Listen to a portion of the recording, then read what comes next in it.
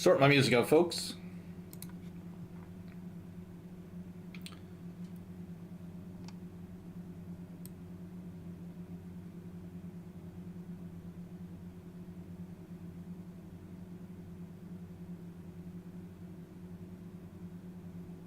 Just take a moment.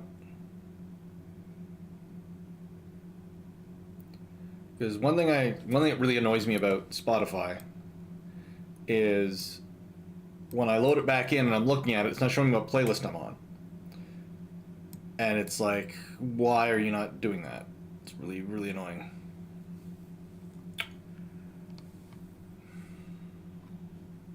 Oh well.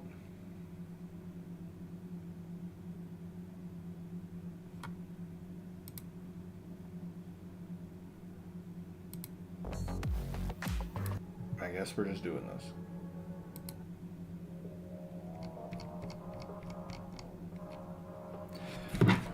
Oh well.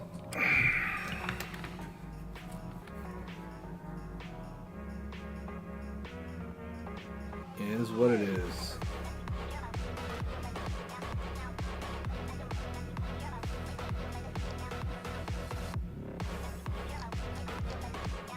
Hybrid power. Where's that?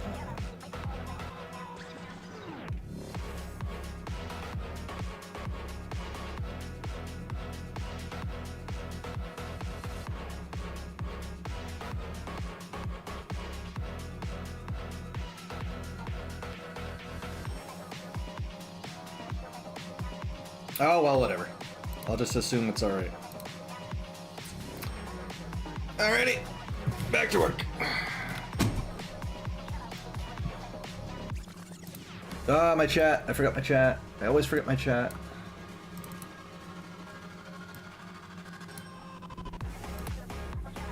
Every time I forget my chat.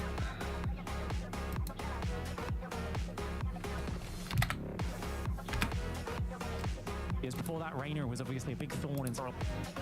Rainer was obviously a big thorn in Sorrel.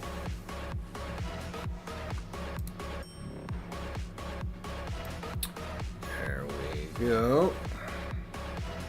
Hey, Trix. Good to see ya. Good to see ya. Yeah, I just got my chat set up. I keep forgetting it when I start my stream. My chat's always the last thing to get popped on here. Just finishing up this thing for EOS finally. Working on the boat and adding some scenery before, and then finishing that off before I move on to more comicsy goodness. I really want to get that thing done. I've got a pretty aggressive publication schedule planned for the year, so I really got to make sure I get on top of that and make it all work out. So the goal is to hammer through at least 2 comic pages a week, which is pretty steep given that I have to do the full colors and everything. So hopefully I can not only meet that, but go beyond it. If I do that, then I should be in a good position to get my book to a publishable spot before too much longer. Right, so now I just need the references for the ship.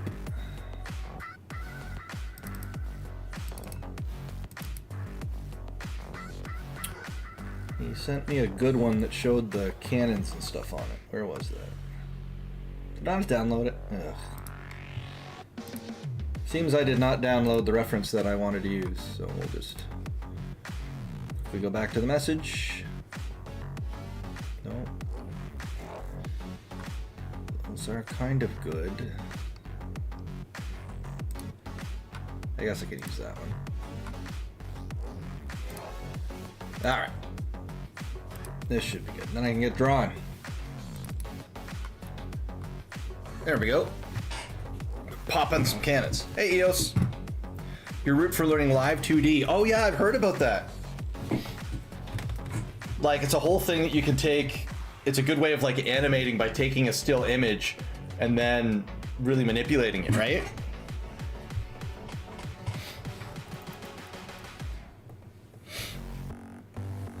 I've heard about that. I've been wanting to I've been debating trying to learn that myself, just because if you can, animation grabs so much attention, right?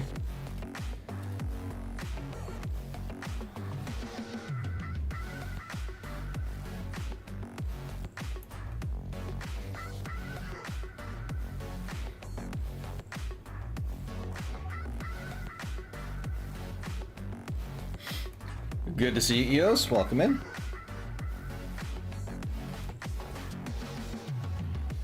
Hopefully I can blast through most of the remaining stuff of your commission here.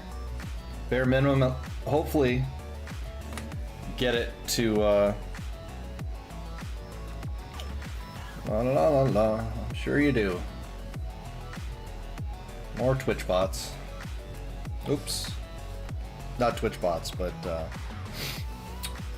kick bots.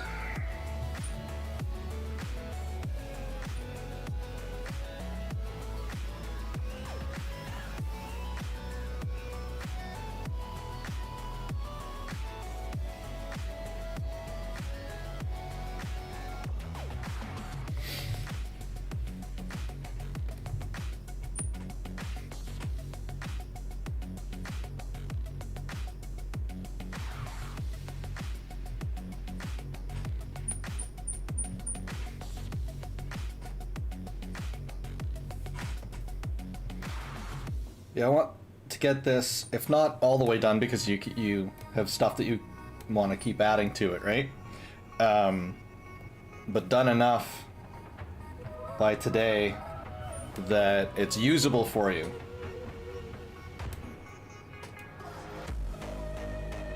Yeah, that's it. We're near the.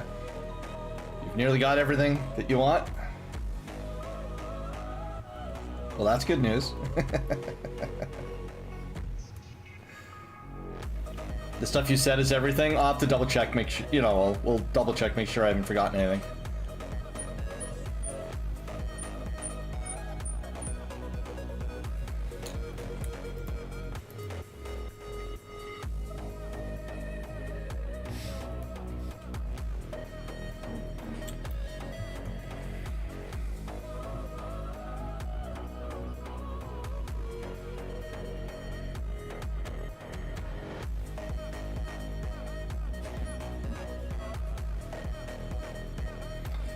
Yeah,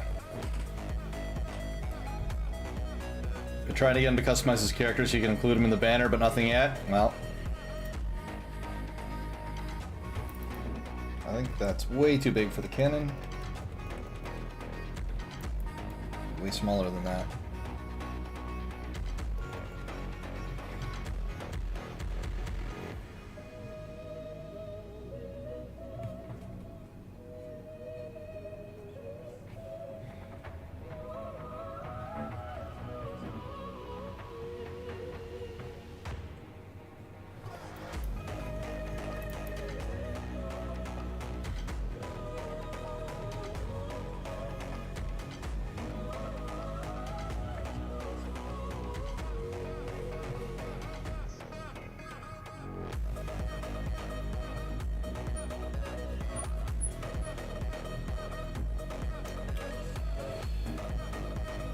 Yeah, I really want to get this wrapped up so I can settle into my the schedule I'm planning to get going for my... Ah, dang it.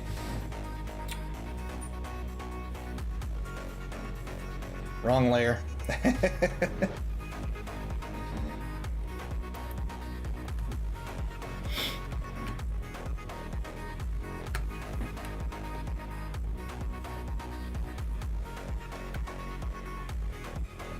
What? Okay, that was weird.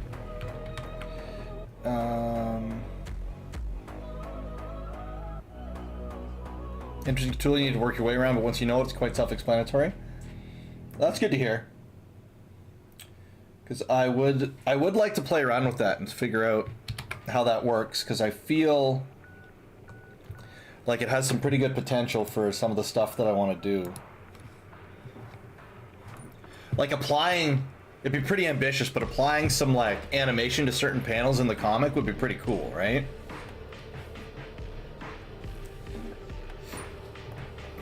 And why not? It's all digital, so you're not restricted by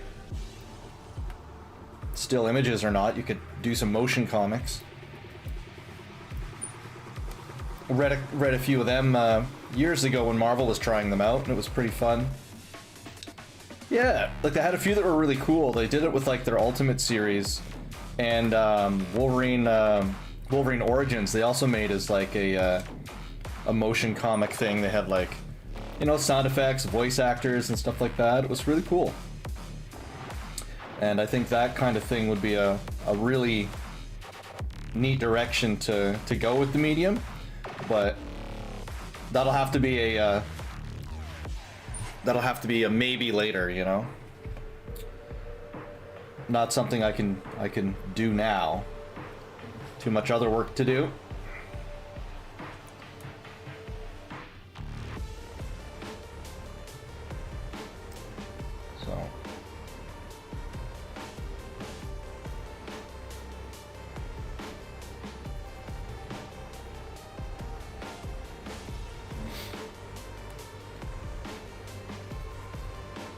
So So is it just that you take like a standard kind of 2D image and then you like can like cut it into bits and stuff and move each part, or how does the live 2D stuff work there, Trix?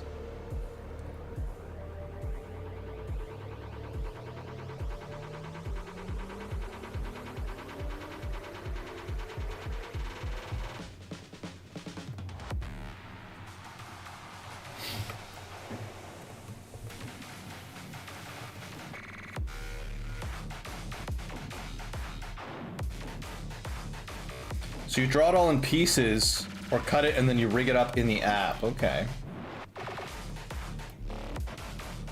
It sounds really interesting. It'd be cool to have an animated VTuber of your character 2D stuff. Yeah, for sure. I'd like to do something like that with Alara and have her as my own mascot kind of thing. Find ways to include her in the stream in some way, shape, or form as I get bigger.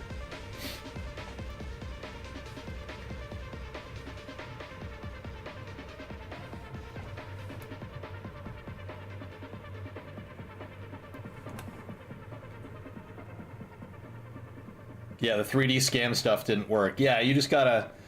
Maybe you gotta find a VTuber that you like and ask them who they commissioned for their model.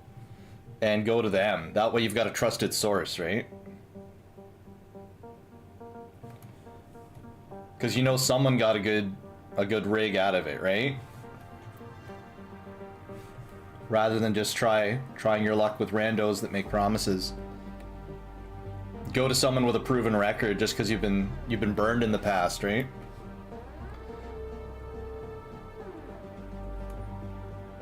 Yeah, that's true. They take a lot of work, so it makes sense. Makes sense they'd be that expensive. You can get a pretty good ROI though. If you kick off and you're good with the VTubing. Really helps people that may not be like charismatic or something, but then they can be as charismatic as they want. It's a whole cool thing.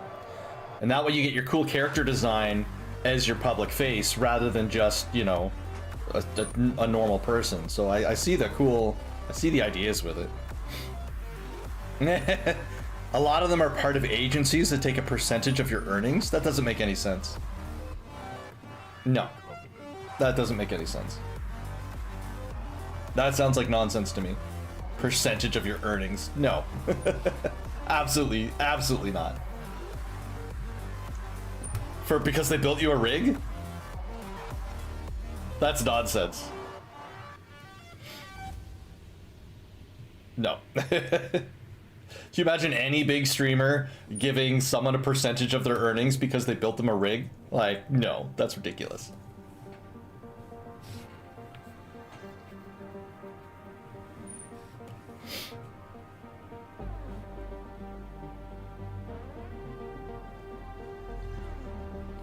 Yeah, the fancy ones are definitely Very pricey. No, that's something totally different. If they're marketing you and they're doing this, that, and the other, that's different. But if they just buy a rig from them and you're using that, that's different. Like if you have a service that's trying to like market for you, that's different. But just because they made you an avatar, they now want a portion of your income, like don't be ridiculous.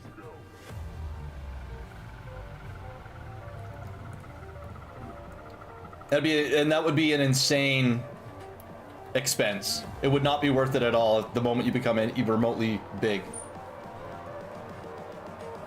Like some streamers make a ton of money, right? If you get big enough, that's a ton of money. And to be spending like tens of thousands of dollars a month to some company because they made you your model, this is ridiculous. They give you the avatar and set up events for you. Well, I'm sure there's some companies that try to do that want a percentage of your revenue and whatever thing. I would never agree to a revenue split with someone that just made me my avatar. Like, are you kidding me?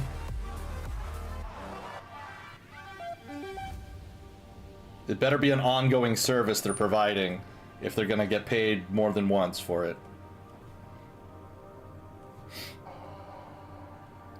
Normal VTuber avatar makers don't do that. Yeah, exactly. No, it's you commission a 3D artist who makes the rig for you, and then away you go. That's anything other than that is some other weird thing that you're being exposed to there. Or, well, not necessarily weird, but it's some other package. But no.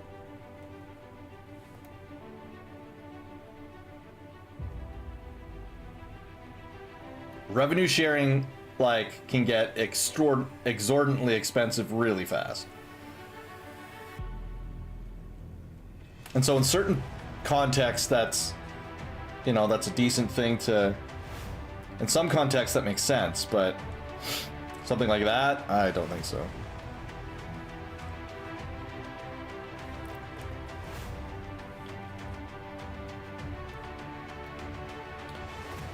But if there's some kind of marketing involved, then I can see them wanting a portion. But that's beyond just making your avatar. That's like a whole other business model thing, right?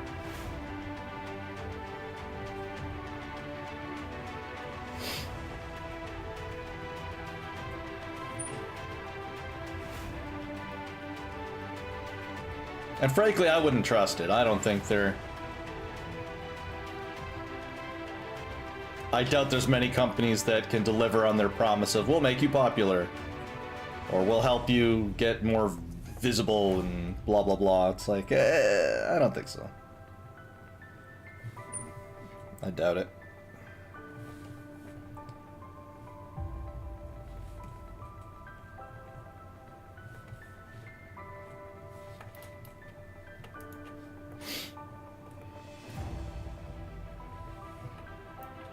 They're worse than Machinima.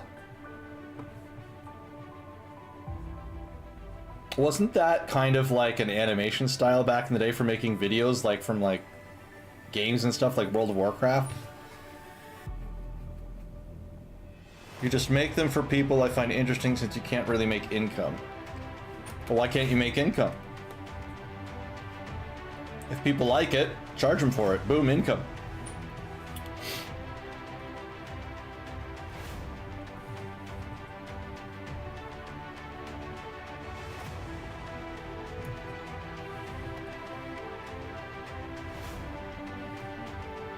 I see. You're in that policy catch-22.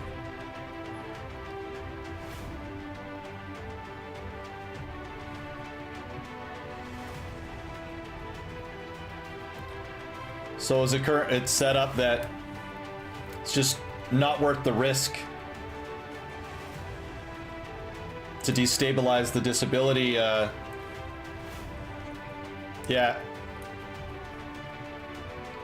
Because, like, let's say you have, like, a good year initially. It's like, okay, cool, I made some extra money. but then the next year it's not, and now you don't have the disability, so now you've got that instability, and so it's not worth the risk. Yeah. It's a big problem with the programs like that they don't encourage. They should help and encourage people to push beyond it.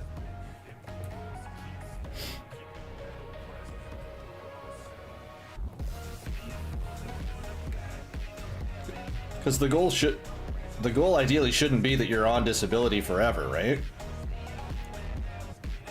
Depending on what it is, like for example, I've got a buddy that got all damaged in the military, and so he gets benefits because the military screwed him up. So that's something that, you know, you should be on forever because you were forever broken by somebody else, right?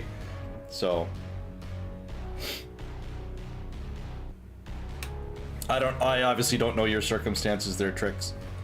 So, but I totally understand, like, you don't want to risk.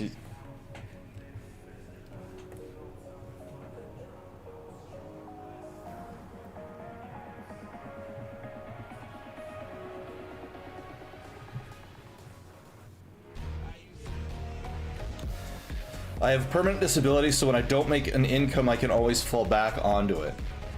So if you made income, okay. So basically, like, if you started making income, do they just claw back a certain amount of your disability, or do you lose the whole thing for a while? Like, obviously you can work, therefore clawback, or is it a clawback, or is it a full yoink? Is it one for one? I'm just really curious about the different systems around the world. Like, is it if you make $10, they take away $10 of your disability?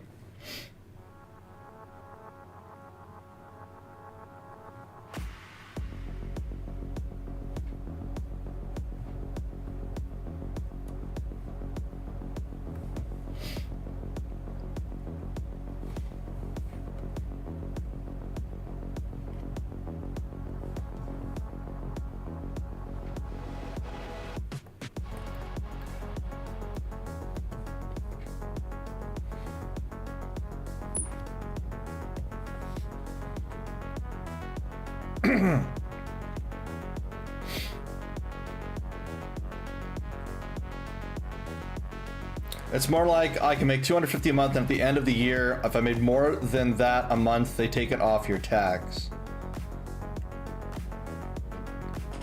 All right. But like, let's say, so like if you made, like, let's say you made $300 a month, do they take $300 a month away from what you get from your benefits? Or is it a different ratio? No.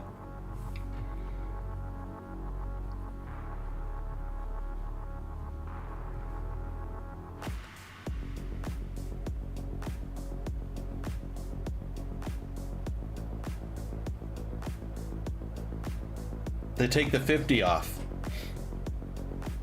Okay. So you'd end up ahead then.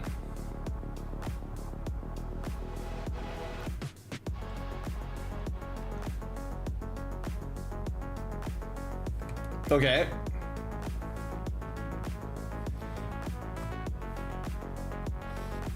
So then I guess I circle back to, if you'd end up ahead, why not do it?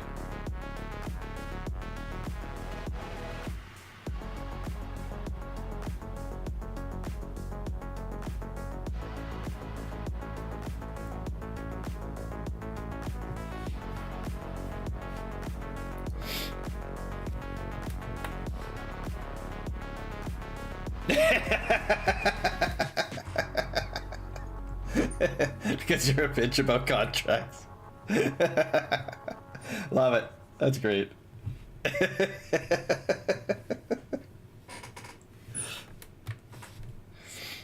Oh, that's so fun.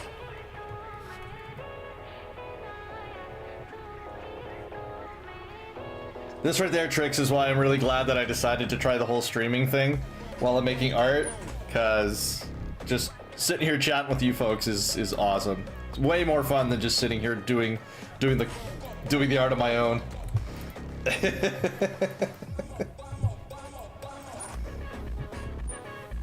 Way more fun.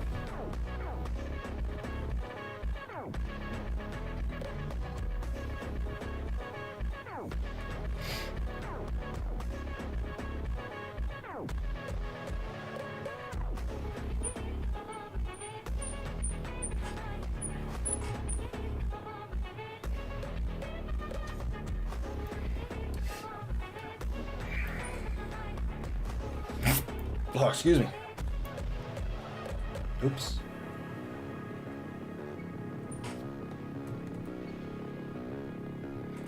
Like, I understand why contracts exist, but you're intellectually not that advanced in reading that stuff.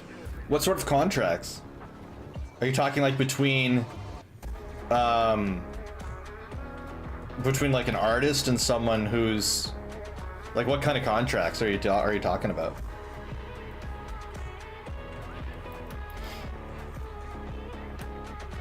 Because like we kind of started this in the context of the live 2D stuff.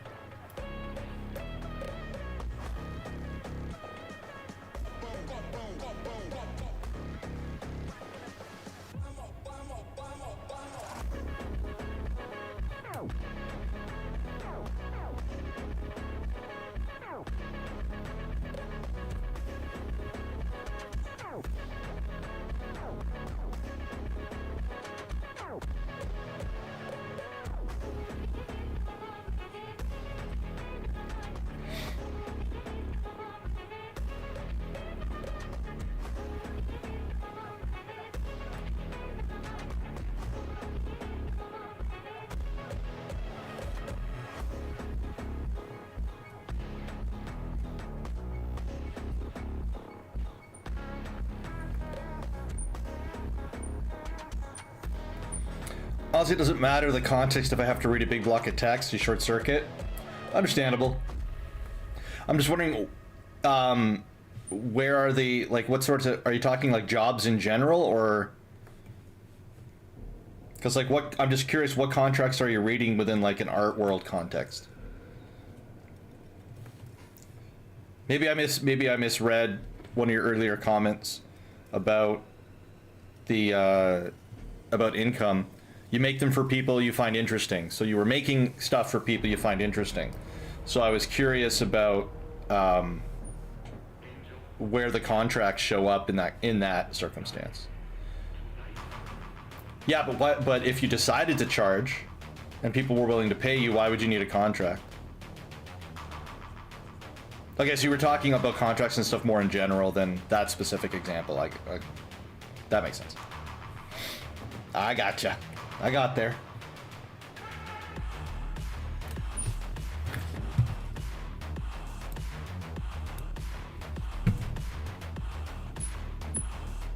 The later part of this playlist has been pretty good. Kind of like the vibe. Oh yeah, that boat's looking nice.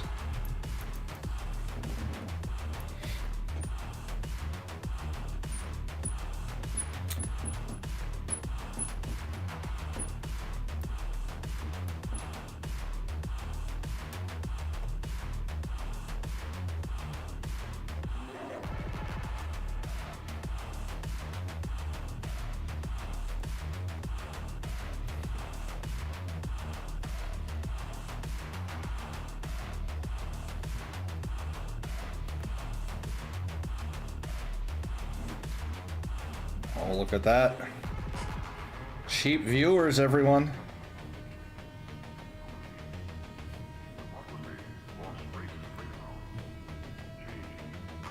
Sorry, chatbot, but I only want expensive viewers. Plus, artist advice is, if someone uses the model you made to make hate speech, then you're associated to it. No. No. That, I disagree with that. You can't control what people do with your art. That'd be like saying I'm never gonna put art online because someone could take it and put it in a meme that you disagree with. Like,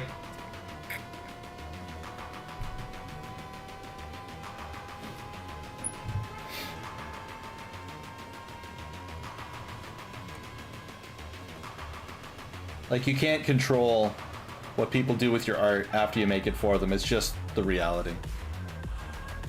People are mental nowadays, but like, I just mean, I don't think that it's something you should worry about. It's very easy to just be like, you know, no, we don't agree, you know, I don't agree with that. Guy hired me, I did the job. I can't control that he went off the rails and is a crazy person. Right?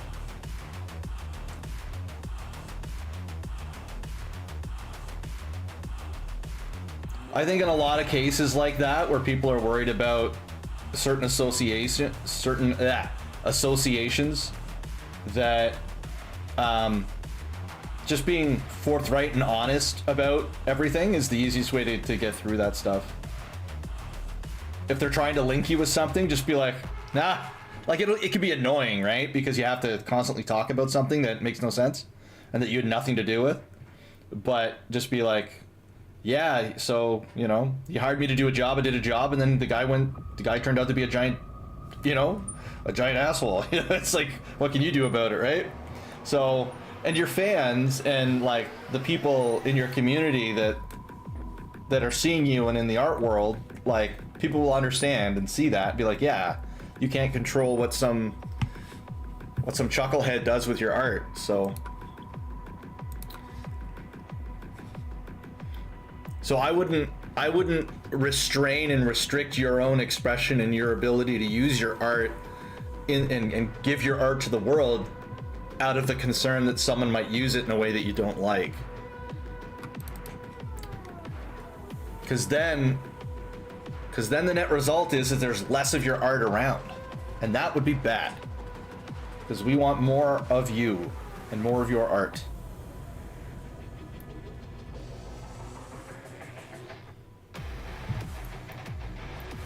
So I feel about like every artist.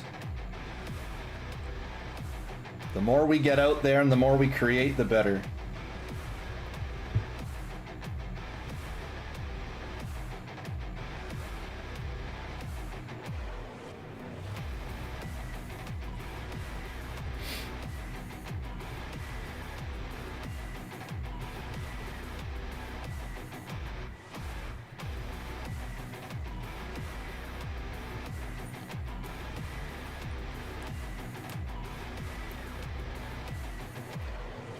And of course there can be like caveats to that sort of stuff, because like, just because you made something for someone once and then they said some objectionable things to you, that doesn't mean that you endorse the views or anything. But then if you turn around and you have an ongoing continuous partnership with someone that's saying things that you don't agree with, then it's kind of like, all right, well, you're willing to continue to aid this person that you fundamentally disagree with, so then why would you do that? Then you become a little more liable in terms of, you know, supporting or encouraging the views that that person's saying. But then again, I think to some extent people can remain sort of neutral, right?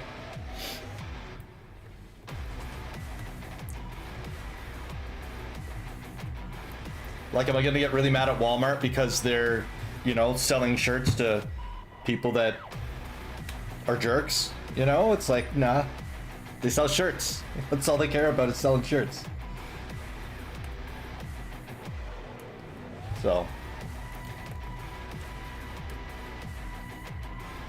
but maybe my views will change after a little while, or of having to deal with different things, because I'm obviously so early in my my experience that I can't say one way or the other for sure. So take my opinions with a grain of salt as they're newly made. Well, that's really good.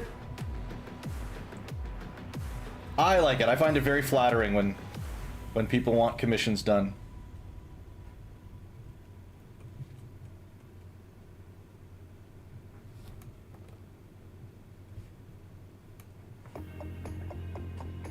But you don't care to want to remember them?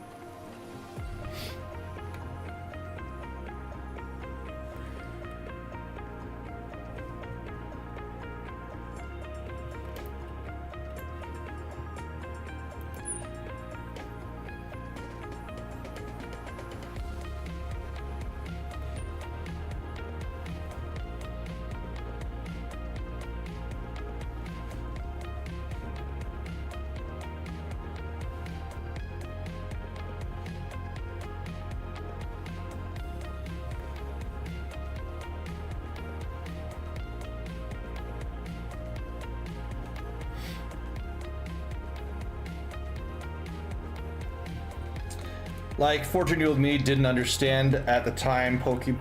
Oh, jeez. Unsettling to people, you got commissioned by someone for a few pieces, end up getting more requests, and as an adult now you realized how messed... Yeah. Yeah. Yeah, I understand. Definitely not wanting to, stay with that particular scene.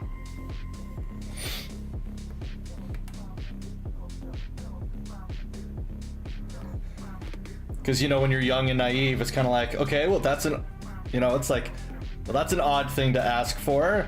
And then later on you realize, oh.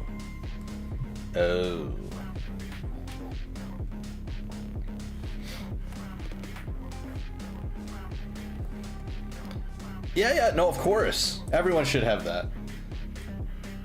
I have a Dauntless too. Like, I don't do, lewd art, for example. Like, I won't do NSFW stuff. That's my limit. I won't do that. I can, as far as I'll go in terms of that domain, would be like pinup art. So, like, it could be a little sexy, but nothing like,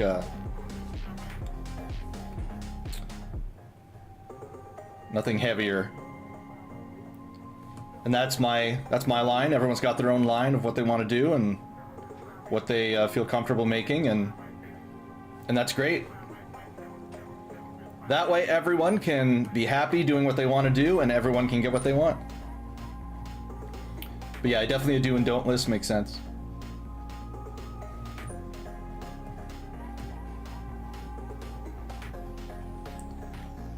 Oh, is the helm up here? That's the question. Should be. Have to add the helm.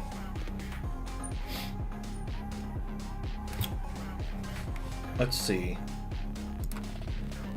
Yeah, there it is.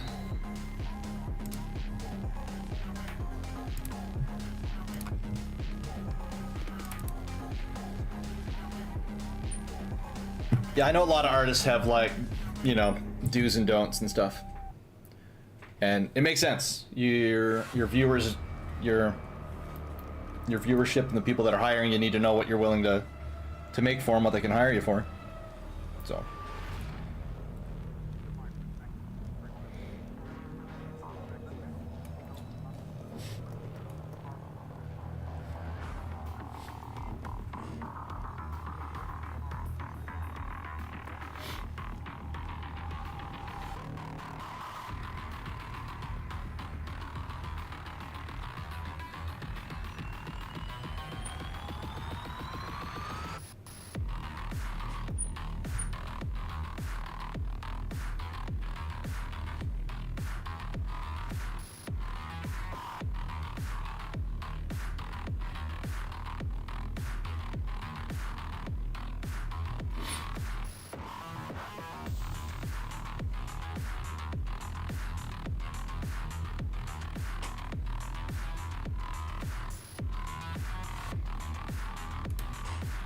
You don't see obvious, like, yeah, yeah.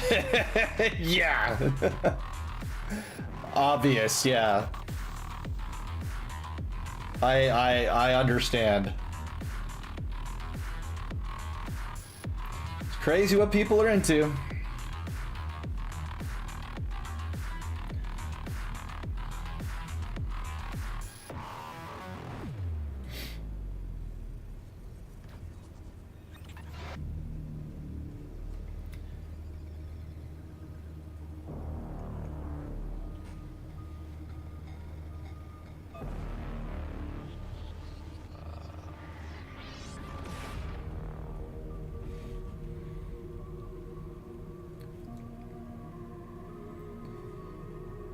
Yep. Takes all kinds.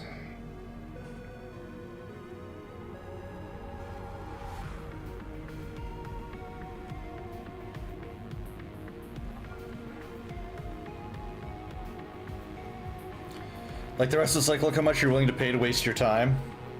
Well, people with very specific interests, I find, are quite likely to pay a lot more than others because of it's a scarcity thing, right? So since there's almost no source of that thing that they want, they're willing to pay more for it because it's so rare.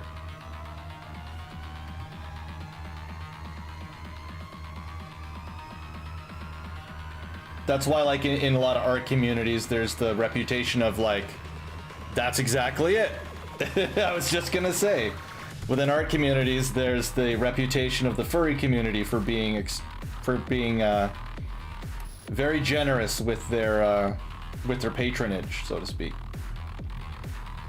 And it's because it's rare. They don't have many sources of their particular brand of interest, right? So,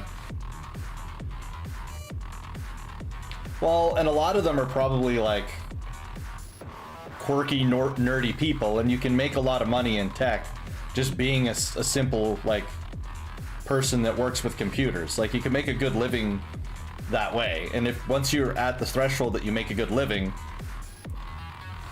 then if you're not, like, having disposable income, if you don't really do much or don't go places, is pretty simple to get once you reach a certain level of professionalism.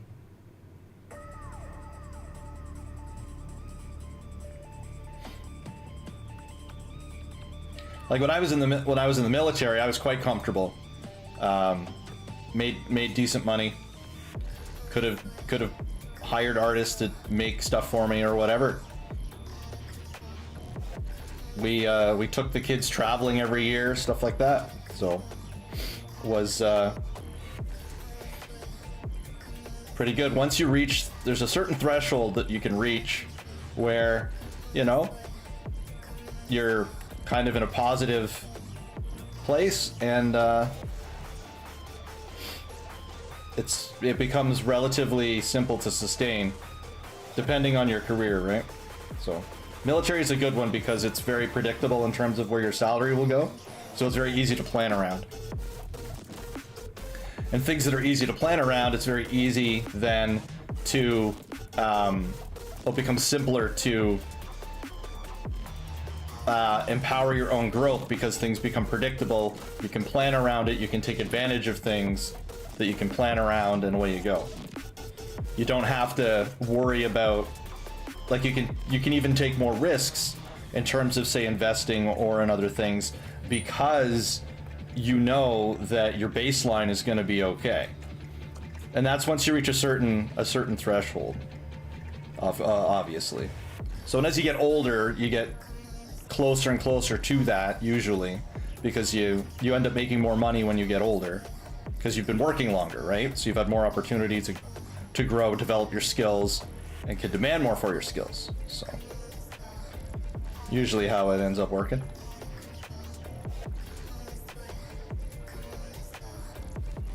So I had a good specialty, I had a good wage, things were fine.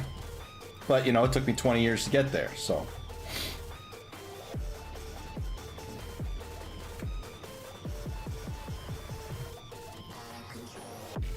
And now that I'm retired, I make dramatically less money, work a lot harder, but my happiness level is considerably higher. So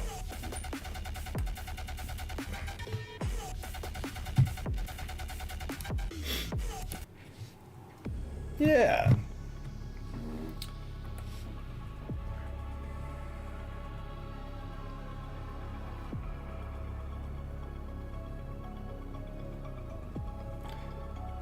Like I get to, I'm drawing in the winter and working with bees in the summer. It's a pretty good gig.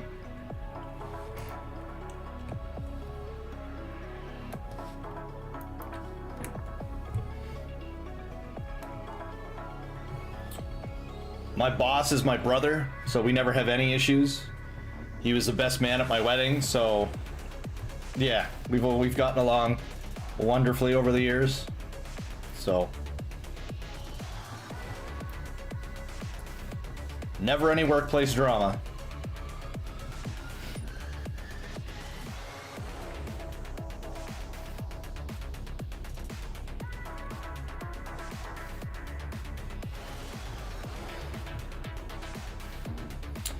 If you work for my brother, you'll hit him for unreasonable requests. A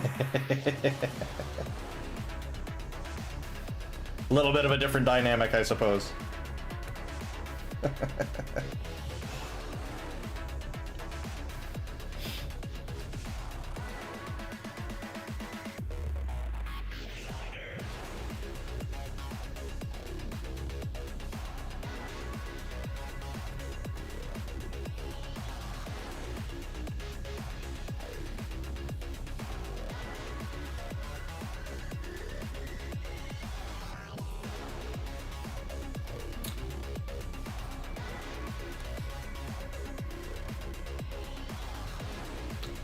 I really wish, in hindsight, that I'd made this, that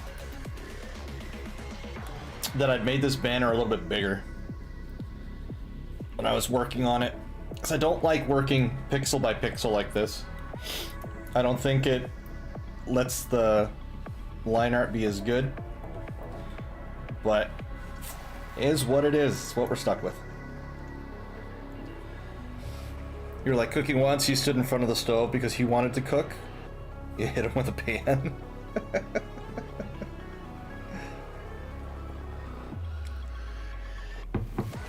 Like, get!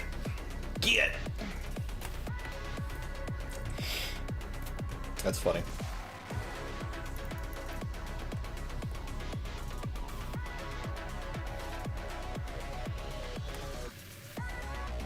Right.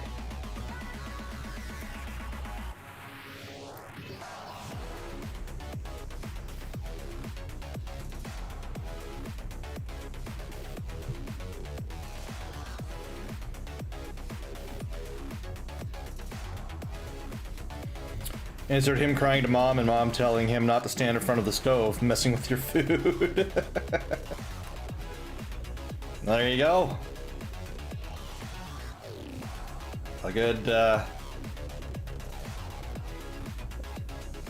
FAFO moment.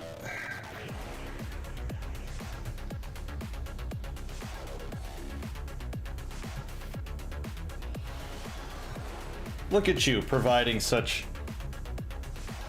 instant and efficient education to your sibling.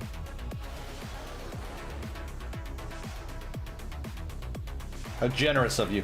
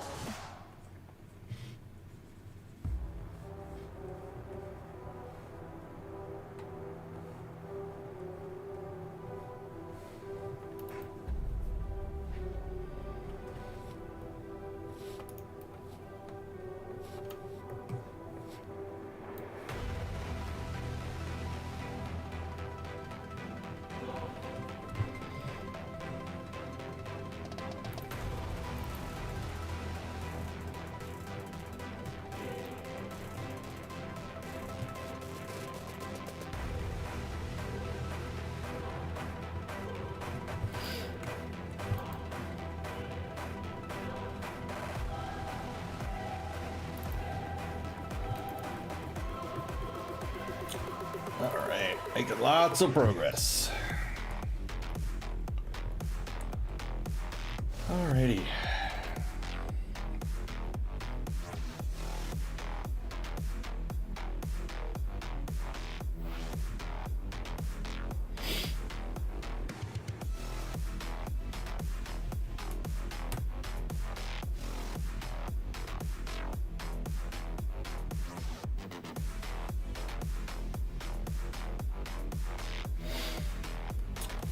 Last time you saw Education given Yubib in Mortal Kombat, and he threw the new PS4 controller across the room, and I walked upstairs and I wanted to be a part of whatever punishment he unleashed from my dad, who just bought his first console since the 360. Yeah, I never saw any reason for doing that. You don't throw stuff. Why are you breaking your stuff? Like, come on.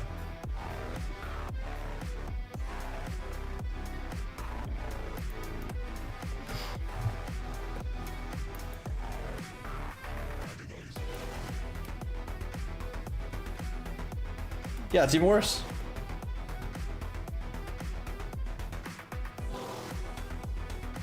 It's like, calm down, kiddo.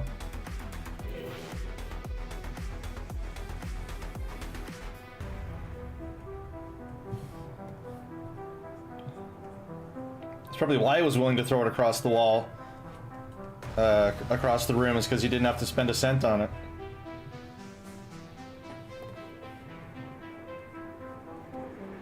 If it had been his extremely expensive console, then he might have paused a bit before he threw the controller.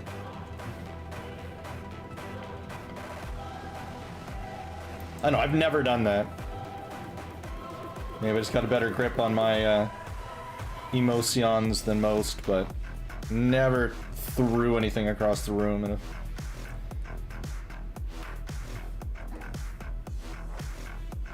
especially not because you lose in a fighting game, of all things. Those games are typically pretty insanely well balanced, so if you're getting ragdolled, it's because you're not playing well, not because the game is problematic.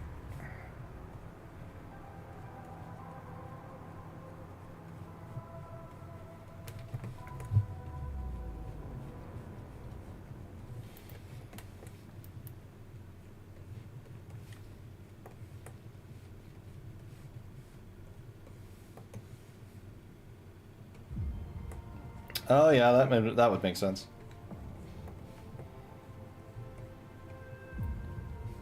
Yep.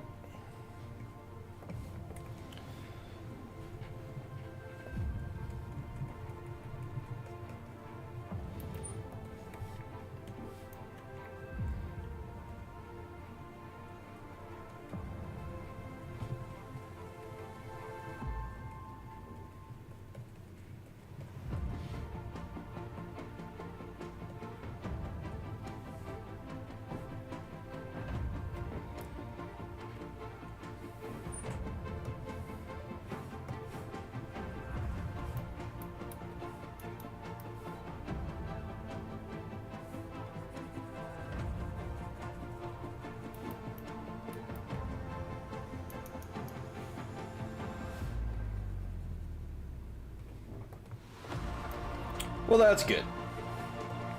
People do tend to mellow out as they age. Takes too much energy to stay mad, you know?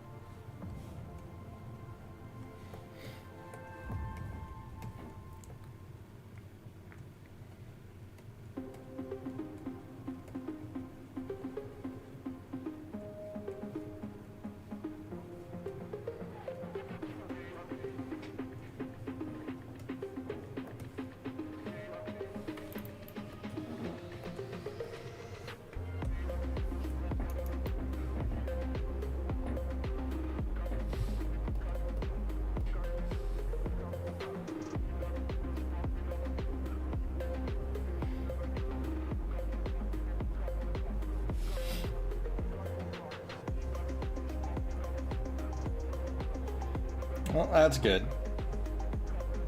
I'm glad none of my kids had any rage issues or anything crazy like that. It's been a pretty smooth ride, all things considered.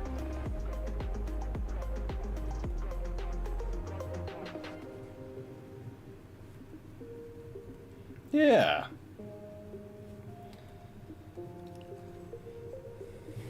Really, really blessed.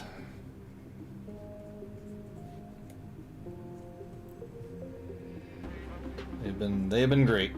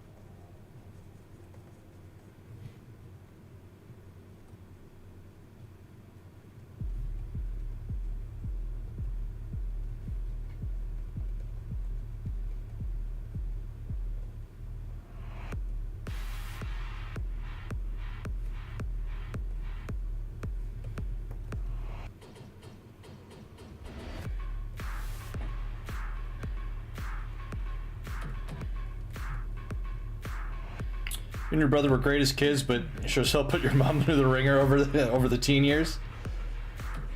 Yeah, I'm just entering the teen years with mine, and so far so good. But I'm holding my breath.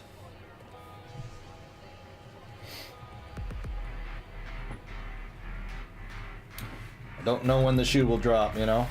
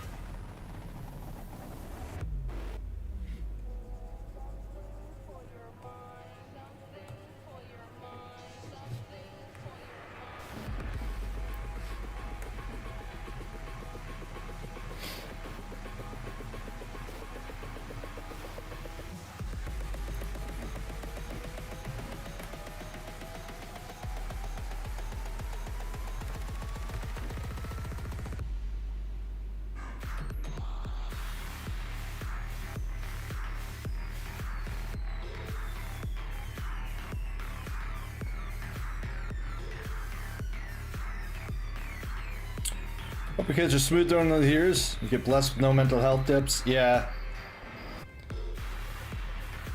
Yeah, same here. I think we'll be alright, but... Hey. And hopefully that turns out to be the case.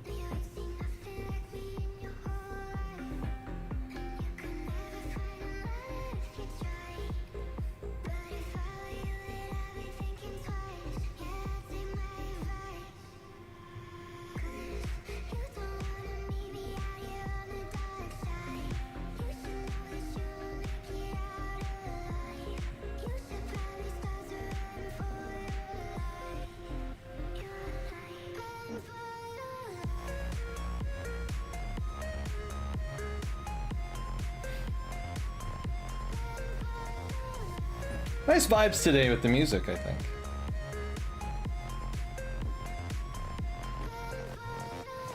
Nice and chill. Still a good, but still a good, good bit of beats, you know?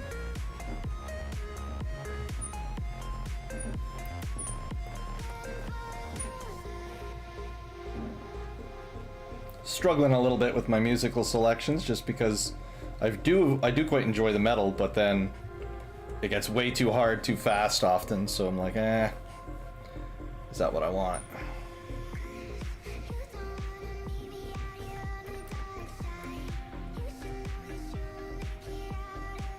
Hey. There we go.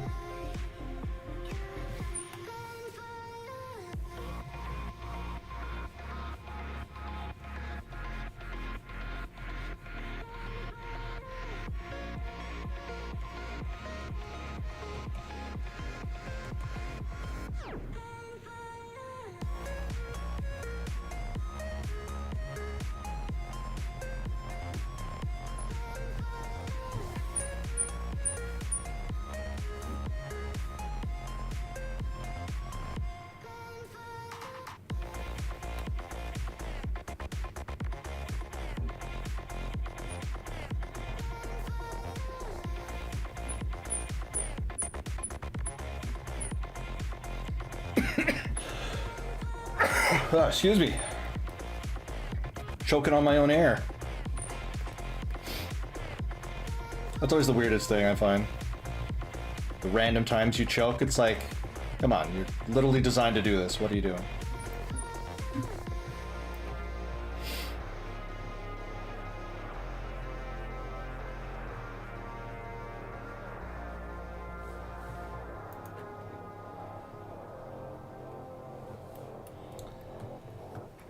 All right, let's see.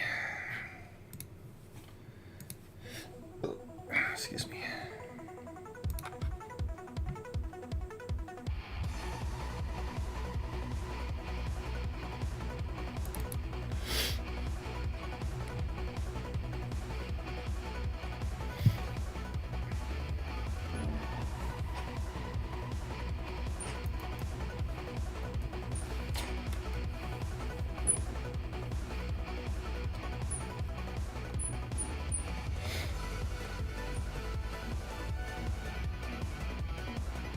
A good back massage from the cat. There you go.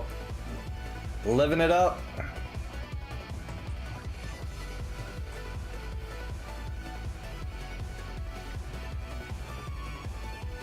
This was giving me like Initial D vibes.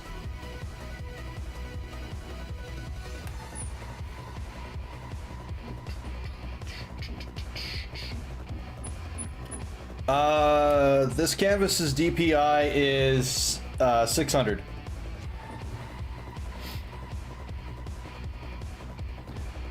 So I do them at 6, but printing you only need like 350.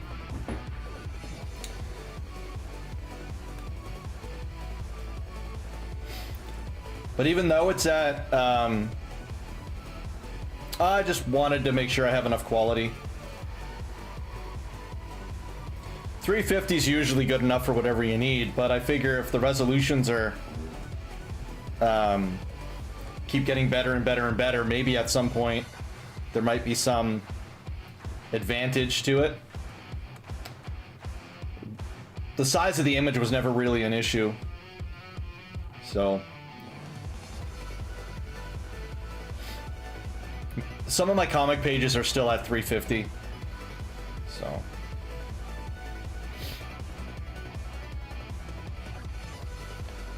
because I did them a little earlier before I got this system I'm using now, so I didn't have as much space.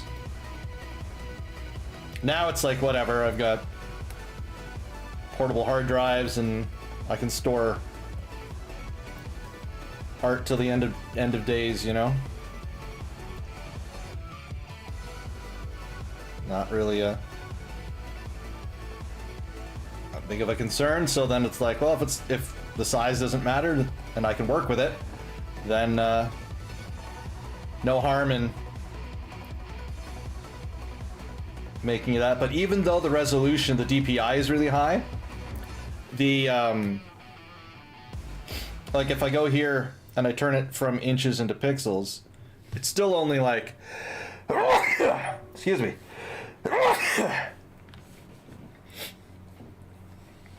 It's still only like 5K pixels across, right? So once you start getting down to the nitty-gritty details, it starts getting really, really pixelated anyway, right?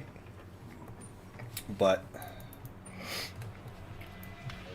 there's only so much you can do.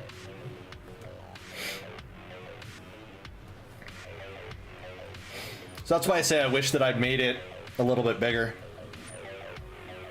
Because unlike when I'm doing the flag right now and the Phoenix on the sail, like it wouldn't be as pixelated. So I think you just have better control of how the image looks when you're at higher resolutions, because you get better blending. Is just how it feels to me. Don't know if I'm right or not, but that's how it seems to me, so.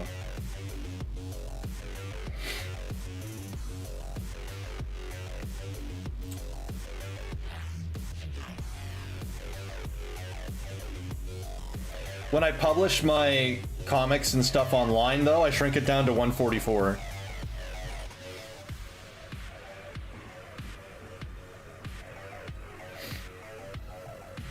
Just because, you know, the internet being the internet. Oops. That's why it's doing that. So like, yeah, when I share to Instagram, Facebook, and whatever, it's 144 DPI. I find that's a good balance between data size and quality for the internet. Nowadays, it's not much of a problem because everybody's data rates are so crazy, but I remember in the past, you know, my old man boomer self, that you'd want to make sure your images weren't too big.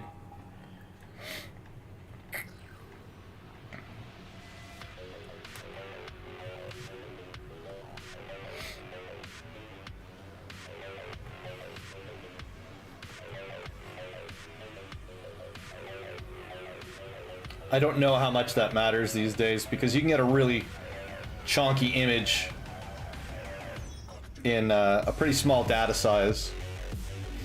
Like, it's just become so efficient at compressing things.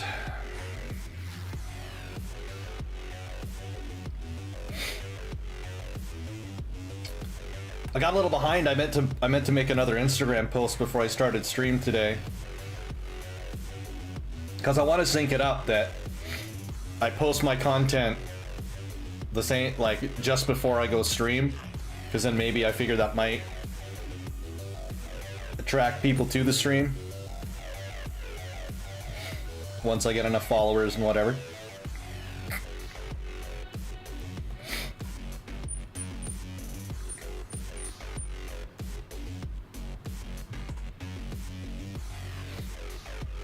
Oh, I see, it's a treasure map.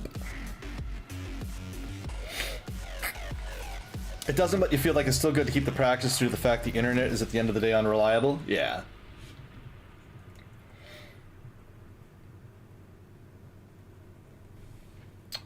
Yep. So that's some of the thought process there.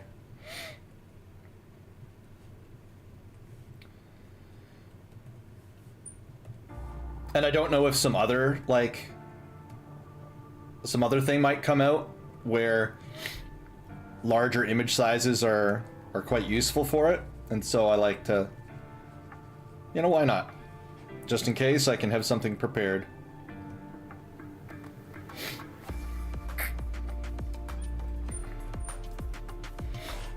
I wish I'd discovered the time-lapse feature in Clip Studio way earlier. That would have been awesome. But oh well, I know about it now, so I can take advantage of it now. But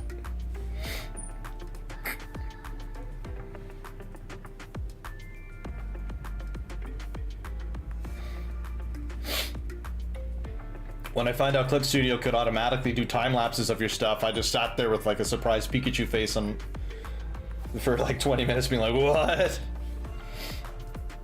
It's gonna be so good. And then I haven't used it yet. Like not in terms of publishing everything, but I definitely have plans to make some reels. I know what vectors are. I know what the vector layers are and how they function. I haven't used them.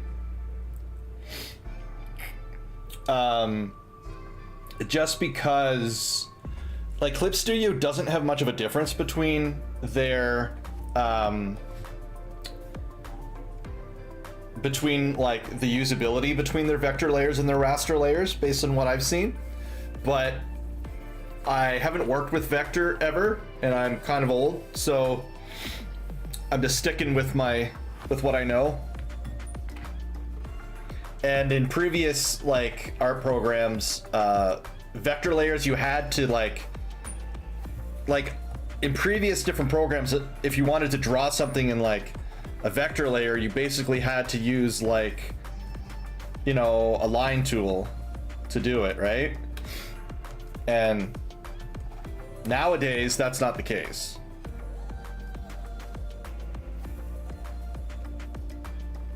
Like nowadays, you can pretty well, yeah.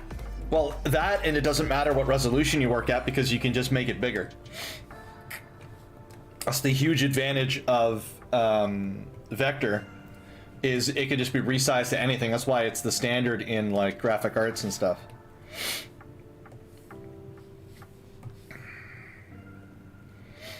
But I never worked with them because my early formative forays into digital art was with painting and Photoshop and stuff like that. And in the early days, vector really didn't work for that kind of art. It was very linear based and you had limited tools, but nowadays it looks like the tools are so good the vector can map like anything. So I still don't know enough about it to switch over to be using vector layers. So, and since the old ways seem to be going just fine for what I need, I haven't bothered to learn. More than enough to learn, as it is.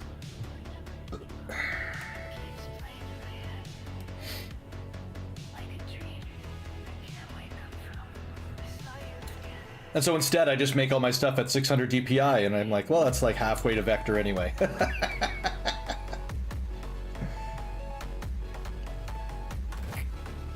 Just because I can make things bigger. They come up pretty big at 600 DPI, so.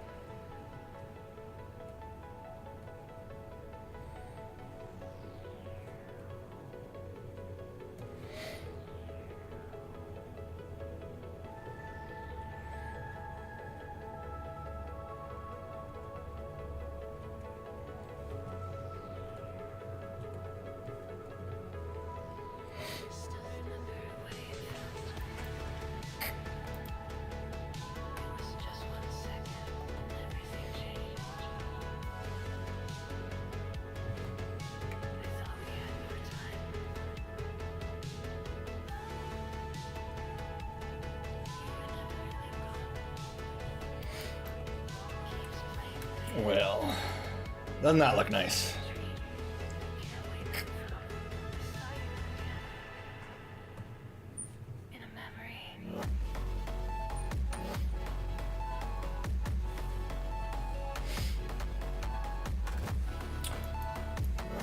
Well, working on your boat. Almost done. Almost done with the ship. Just been chatting away with Trix here. Been quite nice.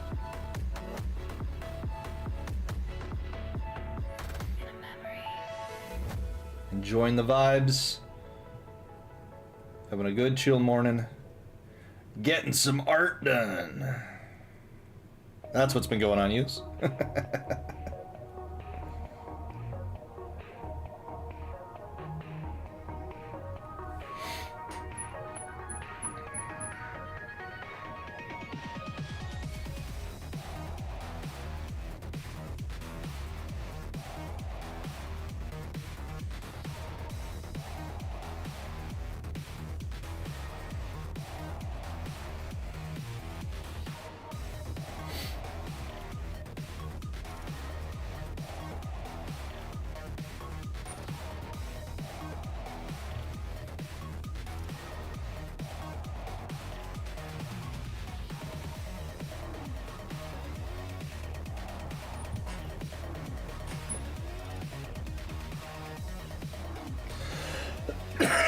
Excuse me.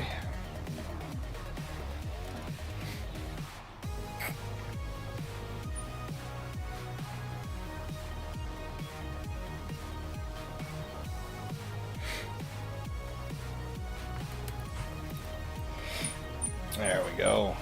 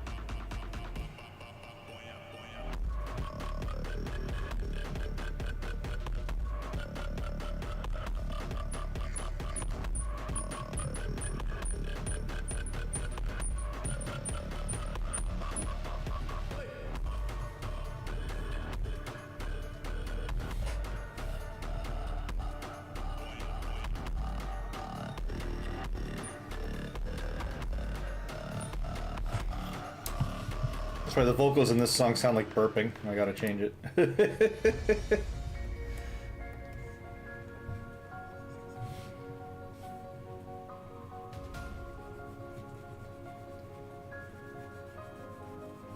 It's like it's a very interesting choice for your vocal sounds there.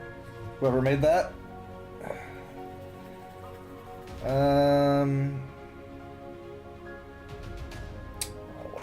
What freaking layer is that on now?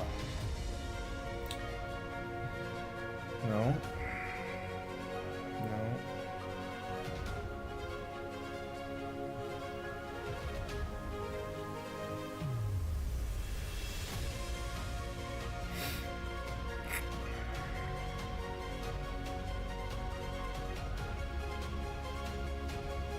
There it is. Jesus.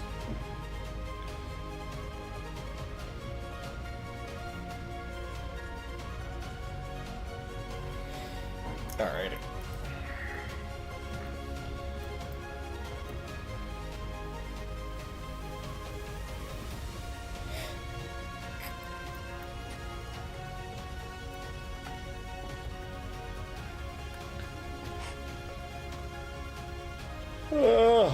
Excuse me.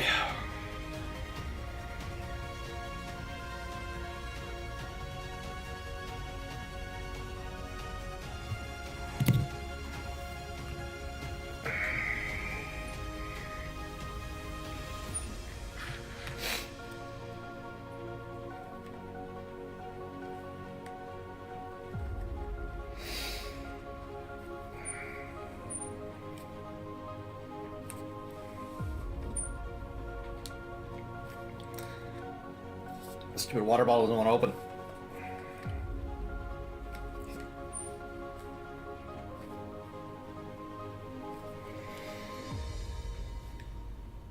Oh, come on.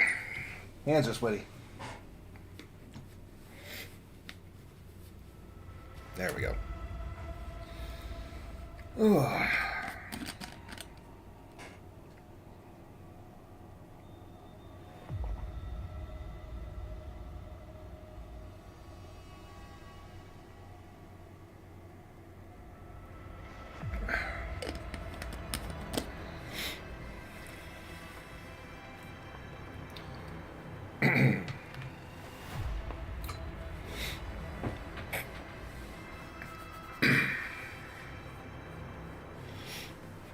All right.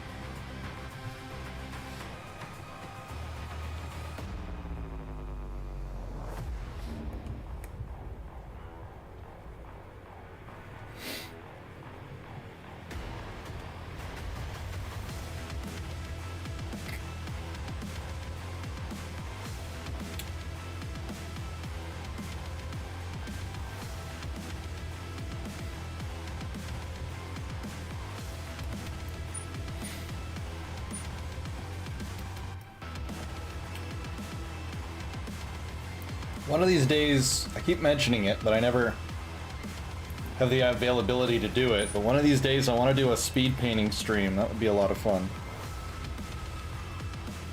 To spend the stream just making as many different images as I can, as quickly as I can, and just have some fun with it. I think that'd be pretty great.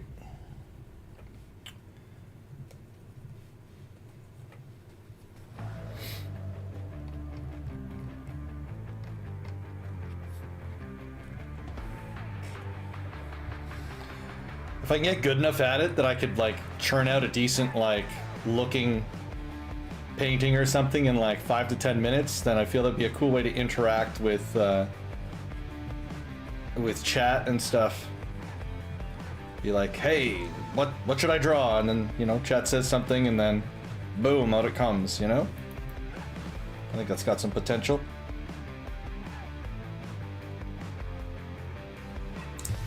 Why is that like that?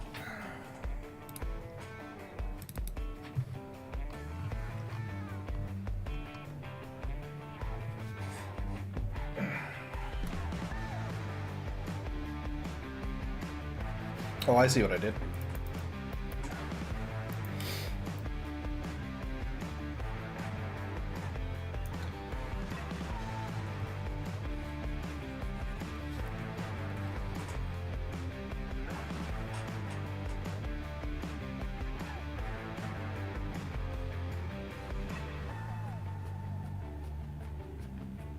Okay, but that doesn't make sense.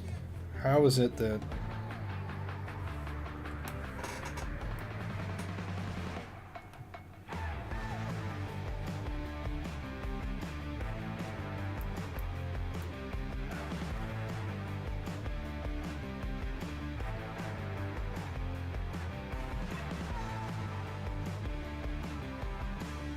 Weird.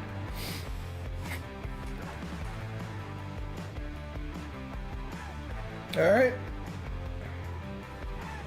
Until then.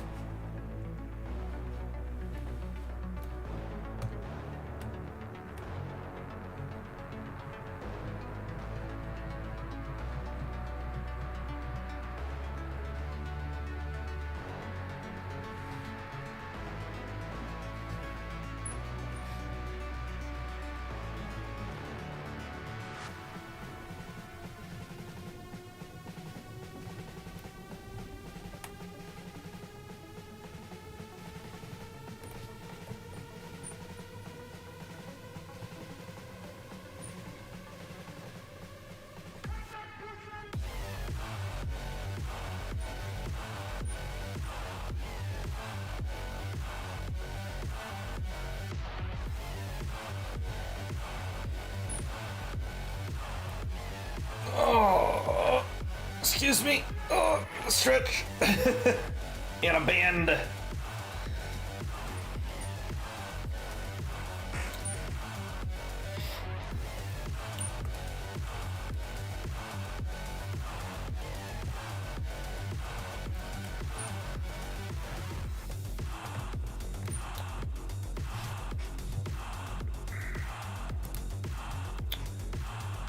Getting this going. Oh, right. Wrong layer.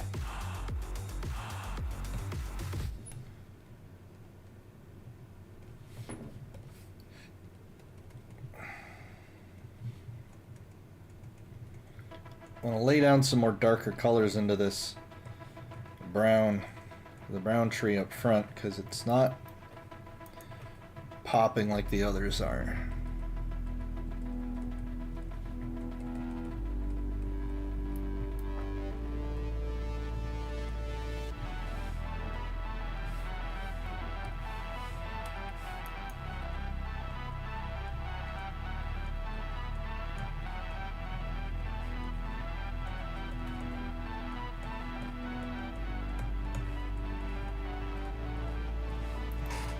A little bit better. That's a little bit better.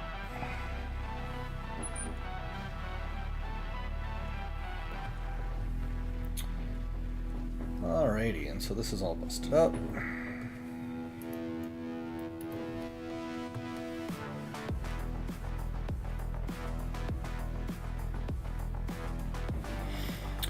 Let's improve our colors here.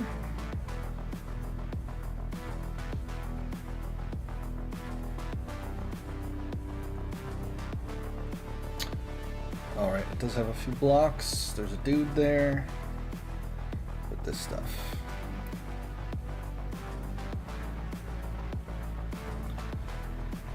Needs to be cleaned up. So we get this building finished. A few more moments on this commission for my viewer EOS.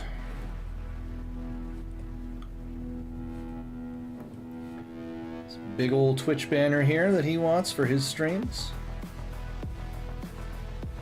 Just trying to hammer through. It's a pretty complicated piece. I've been chipping away at it for a while. And it's coming along bit by bit.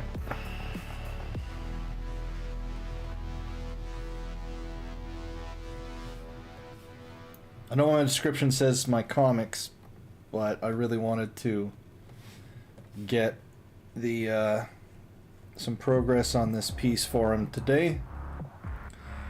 And of course, I am planning to do some of my some work on my pages today as well. Let's see. Maybe I'll take a break from the commission piece after I finish this building. I got pretty, like I was saying earlier, I got a pretty aggressive publishing schedule I'm hoping to be able to stick to, where two I want to be able to get 2 comic pages done a week. And if you've seen my, take a quick look at one of my pages here. They're full color, and I like lots of panels. So ideally I want to be able to make 2 of those a week. So we'll see. Excuse me. We'll see what I can do with that. Ideally, hammer things like that out 2 a week. If I do that, I'll be able to get to where I need to be able to offer the book for sale soon and up on various things like webtoons and whatnot. So that will be an exciting phase of the art journey, for sure.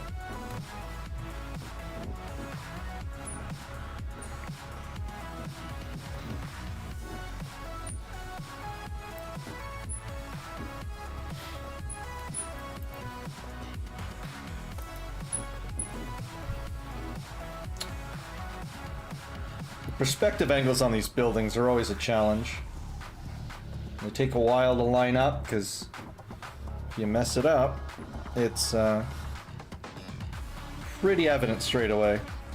Back for a short while, you gotta leave soon for the Fallout 76 event. Nice. What happens in the event? I'm assuming you run around and kill mutants, but, you know, I could be wrong.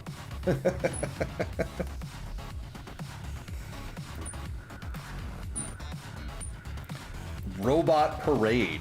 Interesting.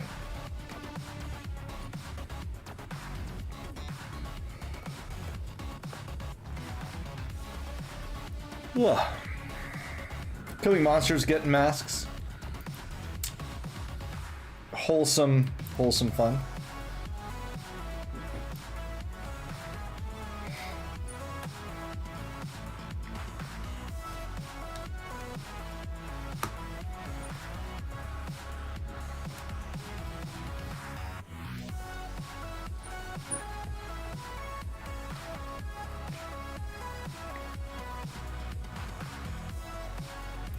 So I've got, that's the central one. These ones go across to there.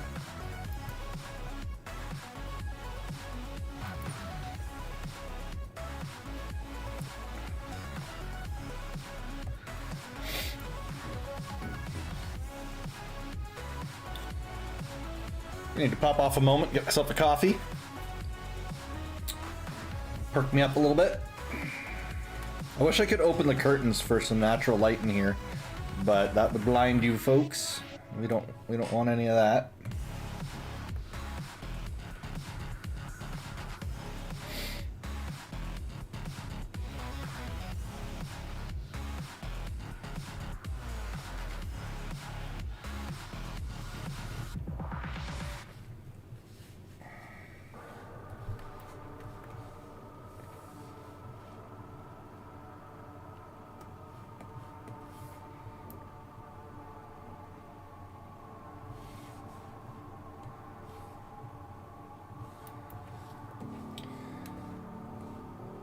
One.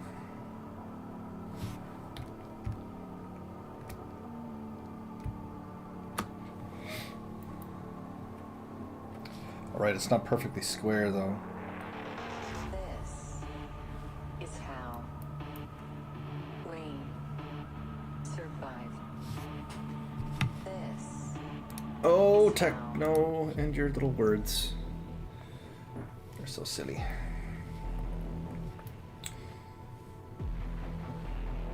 Oh.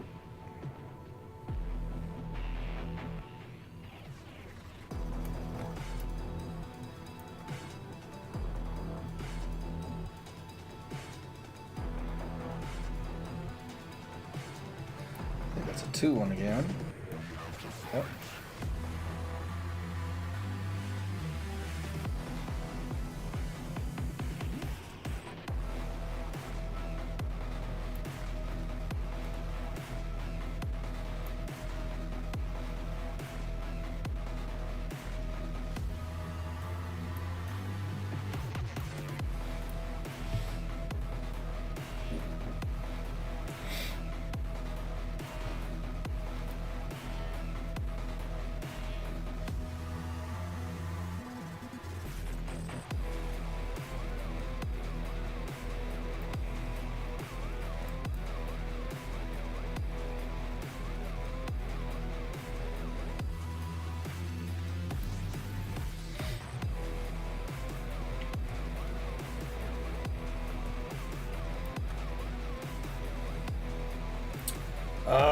no.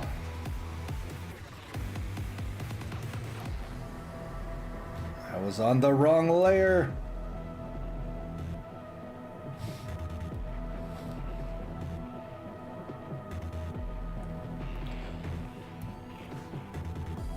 Hate it when that happens. So frustrating when you put it on the wrong layer. Oh man, I tell you.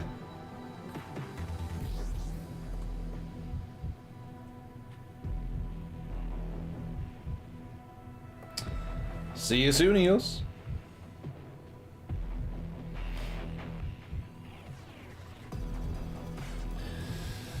Oh, all right, folks. I gotta go grab a coffee. I, as well, will be back.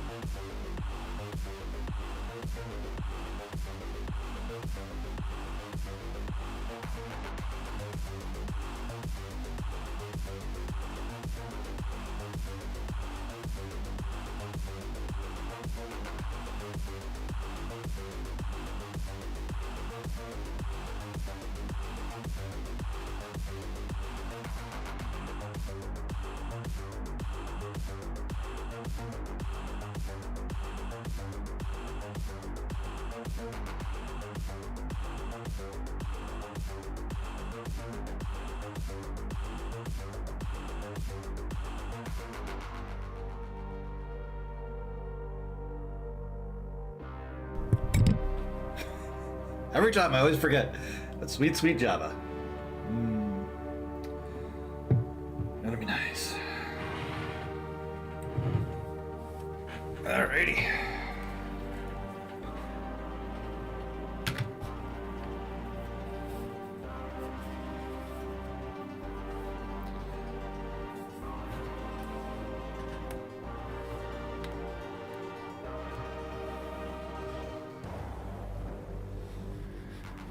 Yeah, it says everything's going well. Alrighty, back to it.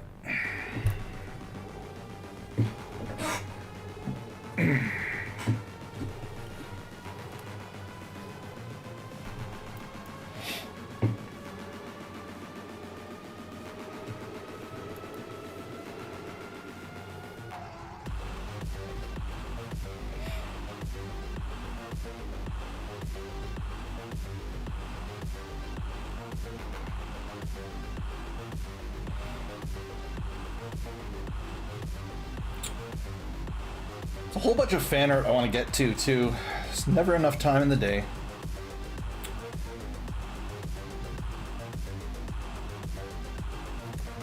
I'd like to go and revisit some of my Elden Ring stuff. That would be fun.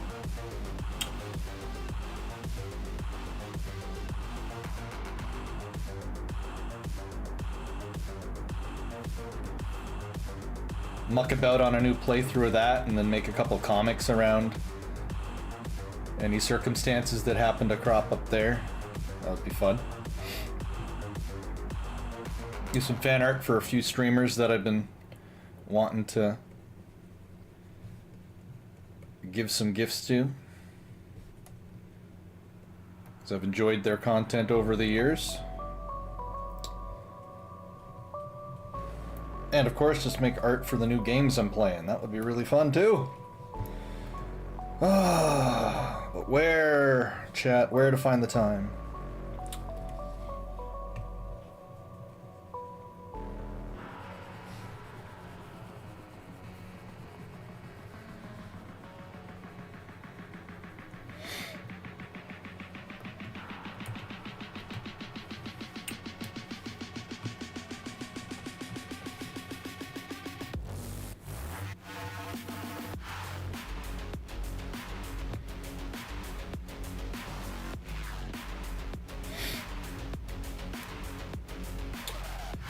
So yeah, if I can stick to my current production plan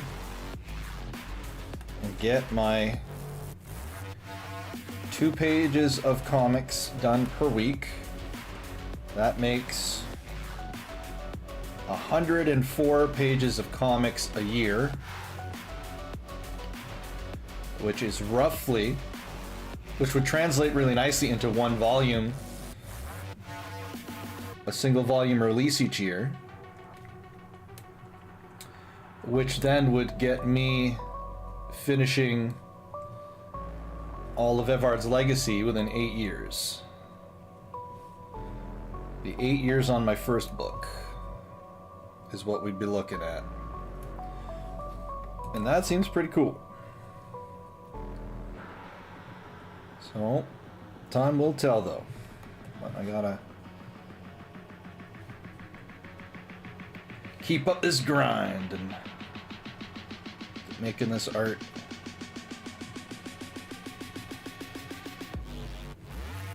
I've enjoyed this this piece, doing this piece for EOS though.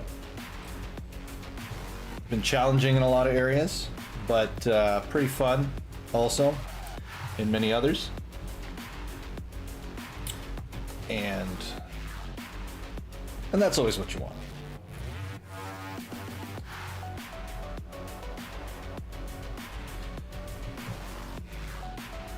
You're making pretty pictures for the people. You want it to be fun as well.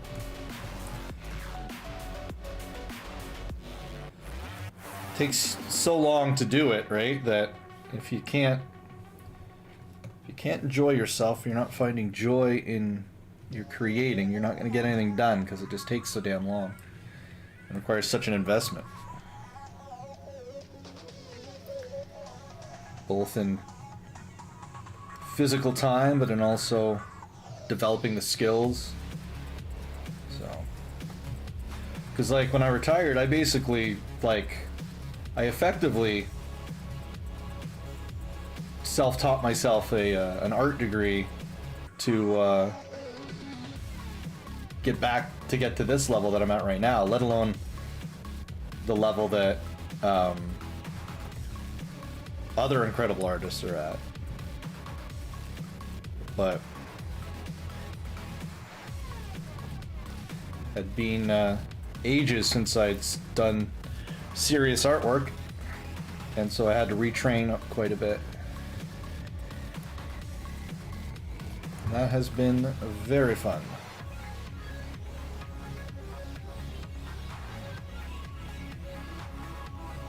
This playlist is working out quite well. I'm very pleased with it. I wish Spotify would show me what one it is easier, in a more easy way, but here we are. One of the NCS playlists that people have made on Spotify.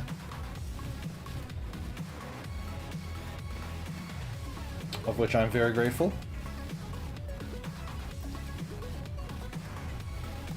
As streaming without music would just not be right. It just would not. It would a dramatically different experience. Let's put it that way.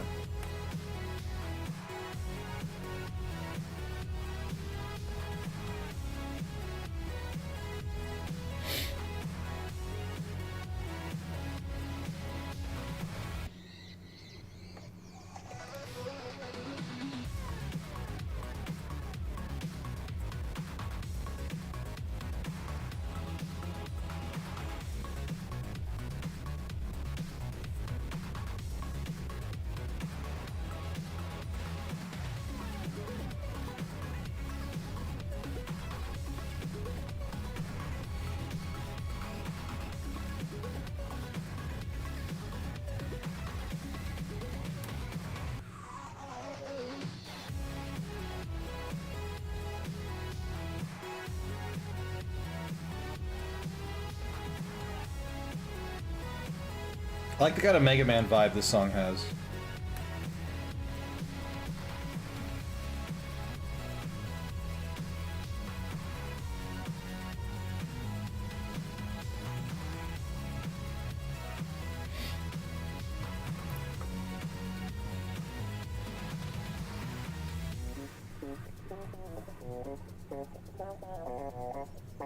Except for this part. Not very Mega Man-like, but definitely like it.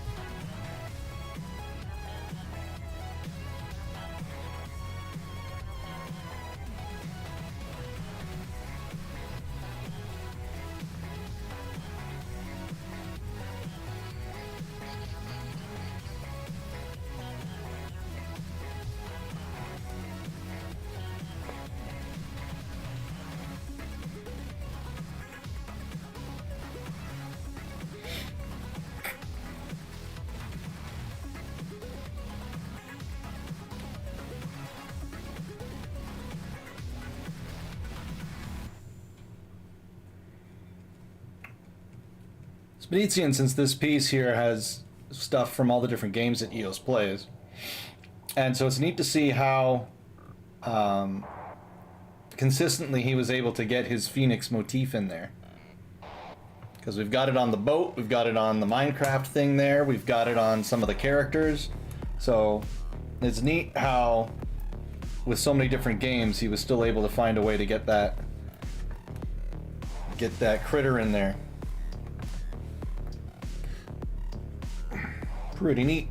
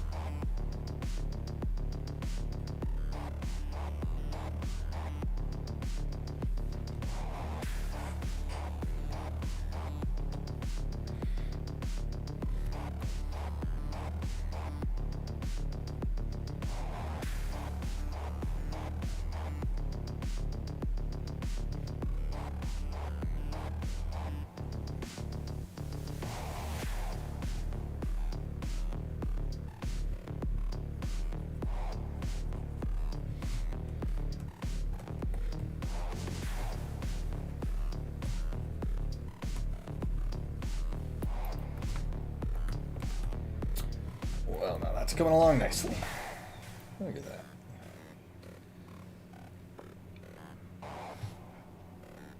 Ugh.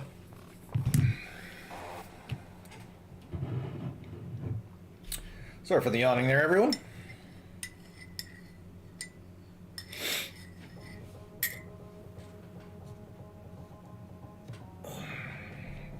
If I can hang it on this side of the camera, I might as well point it more at myself.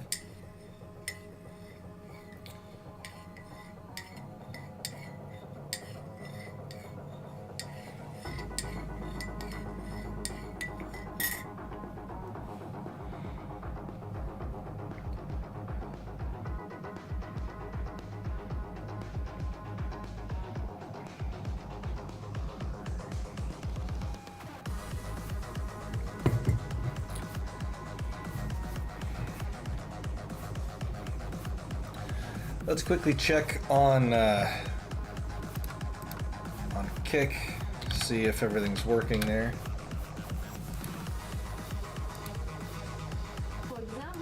Okay, come on, stop being loud all the time. Okay, so someone posted, Mike Phantom posted love and positivity, and it didn't show up in my actual app here, so that's really frustrating. When did that get posted?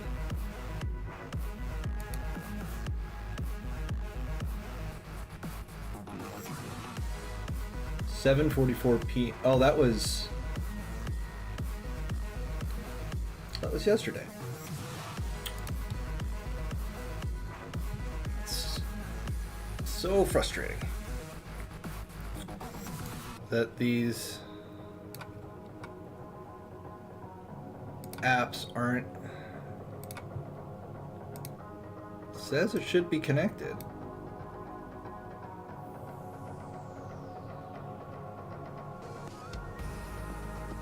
Weird.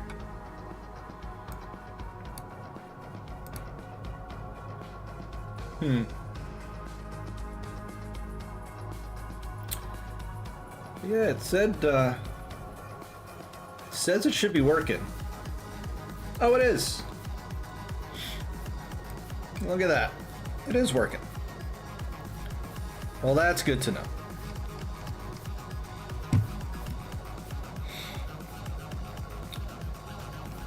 Either Aiden, thanks for the follow.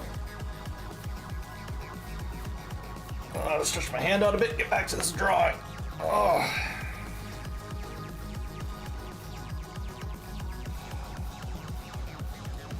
Trying to get this piece done so I can move on with some more comics. That's why I'm really here, is to make comic books. But gotta pay some bills in the meantime.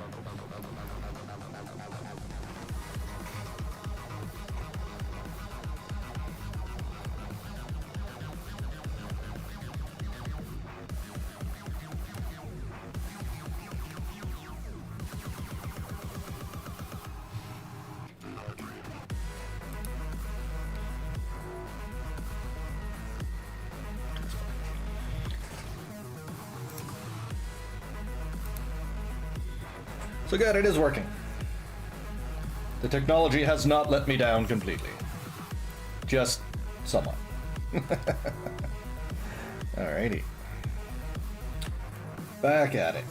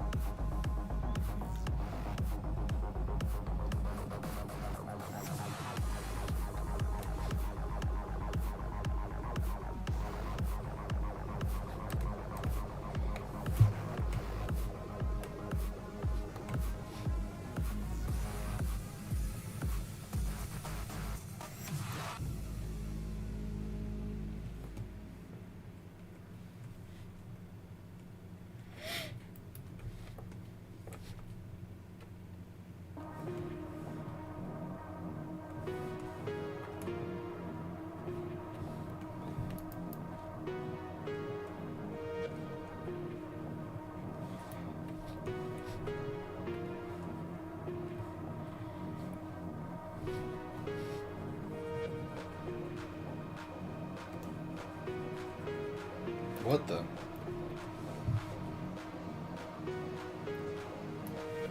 Okay. Well, that's weird.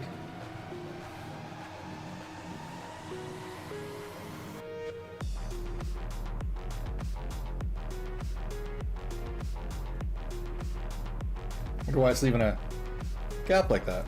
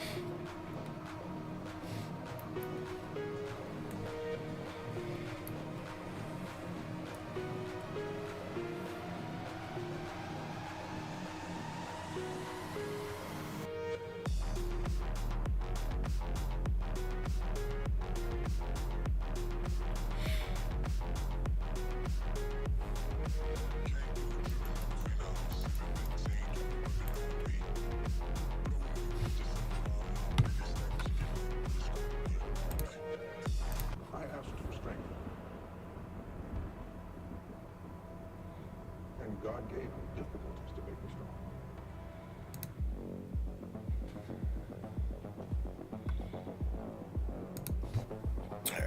Alright, let's keep on going. Just adding some lines to the bird structure here to bring it a little more in line with what the building has, so it doesn't look all that flat, but I don't want to put full stone depth detail work on it. I will in a couple spots.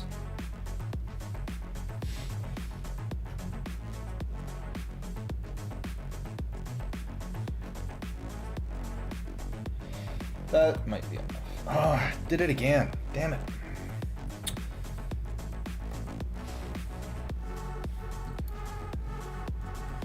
Did it again. I keep using the wrong layer.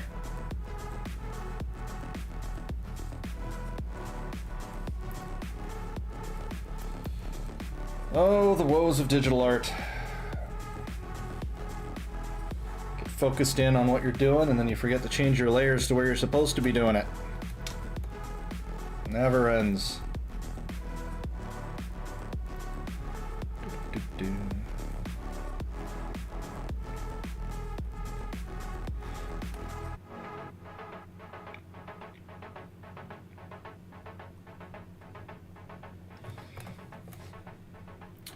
Alright, so we've got a bunch of broken rubble on the side of the house. So let's see what I can do with that nice and quick. So let's just do it here.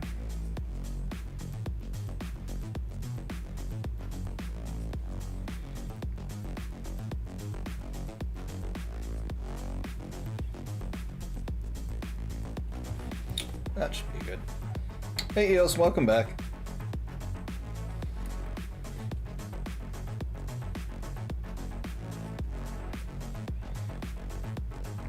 Did you get all the masks? And kill them monsters like you had wanted? Did that not happen yet?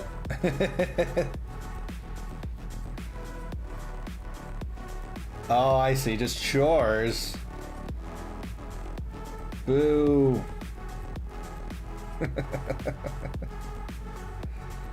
Nobody likes those.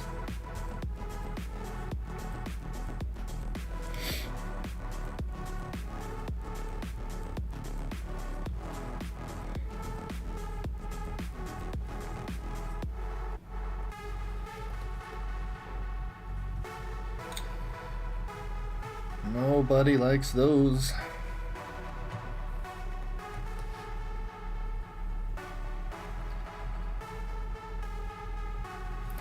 Building's really starting to take form here for you.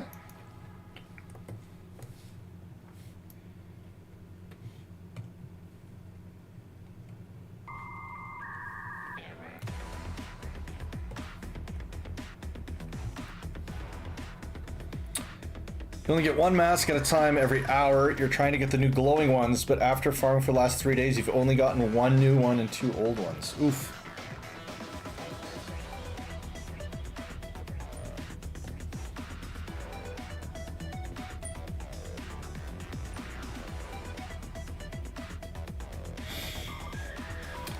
Well, I guess if they're rare, you know, you can't expect to just hop in and just grab them, right?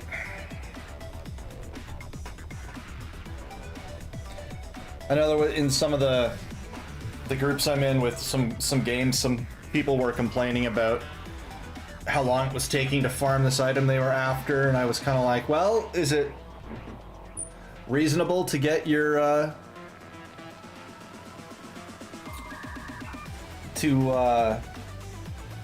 get a best in slot item in under a week's work in a persistent game? I was like, I don't know. Kind of feel it should take a little more of an investment. Said increase spawn rate for the glowing ones, but you haven't seen it yet. Oh, well.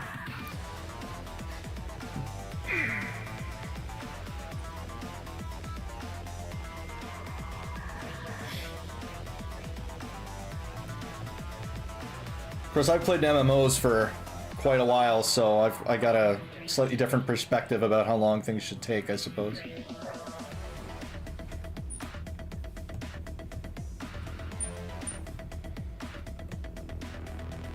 Because, like, I started playing Arknight's Enfield, and I've already finished it, and it's like, okay, well, I want more. I want more stuff to do. And in that game, people are complaining about how long it's taking to do things, and I'm like, it really didn't take long to do anything. Next event is in 28 minutes. You doubt you'll get anything? Well, you certainly won't if you don't try.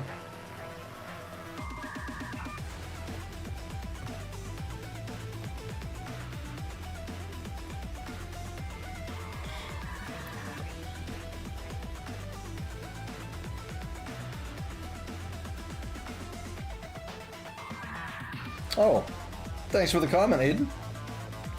I appreciate that. Yeah, just trying to get through some art. Trying to chat with the fine folks that come on in. Still new to everything, so a rough setup, but it gets the job done for me.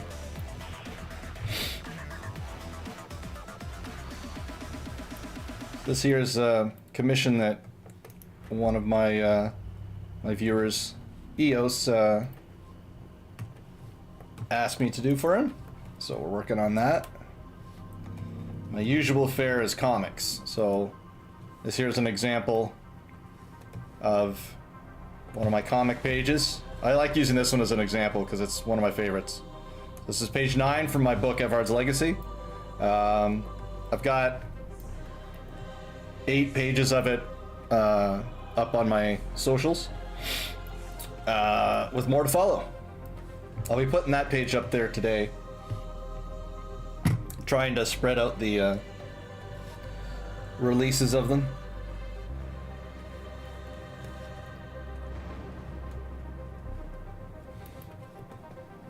Try to get that online engagement, you know,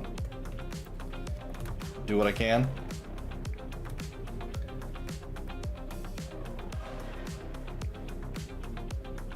Oh, so that's, I can, right, it's higher. Ugh, so frustrating.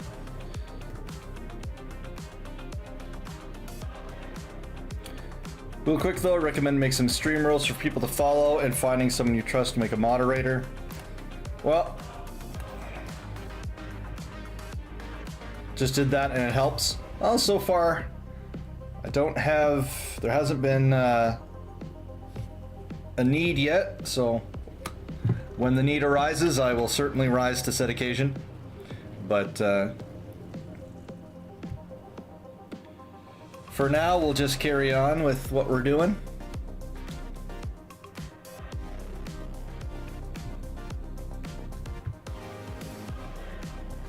But yeah, no, it's a good recommendation for when I get there. I'm just not at that point yet.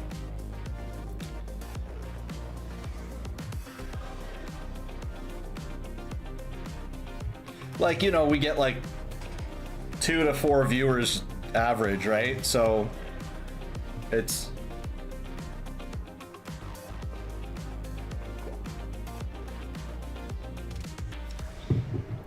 so at that level, 2 to 4 viewers, pretty easy for me to keep everyone in line, right? And everyone's been great anyway. I haven't needed anything like moderation.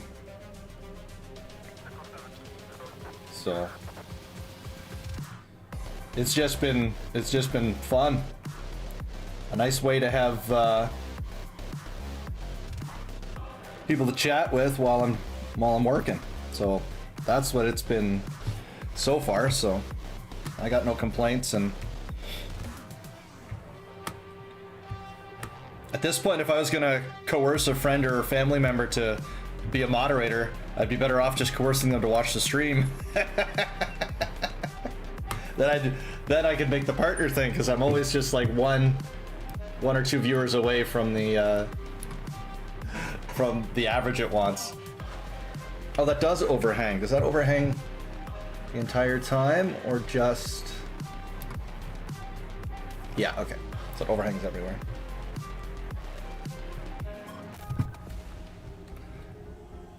Overhangs everywhere, so we'll extend that a little bit.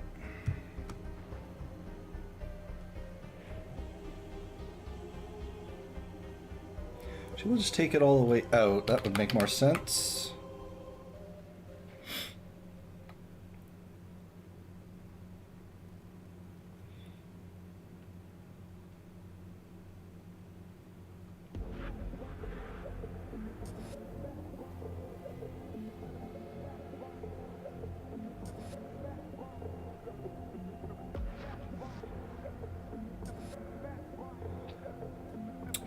You followed, and by the way, you stream too, Aiden?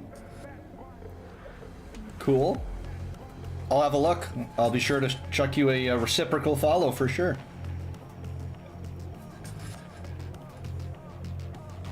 For sure. We all gotta help each other. Get noticed.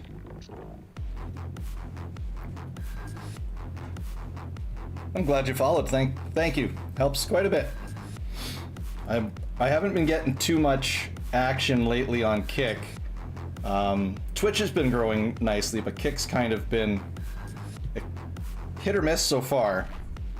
But it's good to see you on there.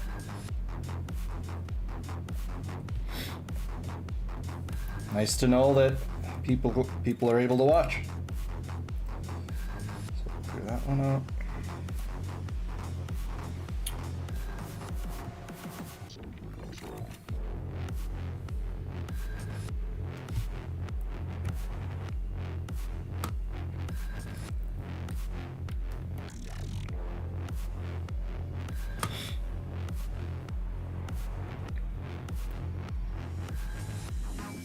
So now this account, Aiden, that you're using, it says 247. So is this just like your rerun account you're trying to draw people to? I think it's a great idea, the rerun accounts. I know Asmongold does that. Where he's got a 247 channel. And it makes sense. Once you get that big and you have a lot of content, then it just keeps your content always in front of people's faces and they can chill and watch whatever you got. Like, hell, the Bob Ross channel is completely that, and it's awesome. It's outstanding that people decided to do that. Got Bob Ross on here on Twitch keeping the dream alive.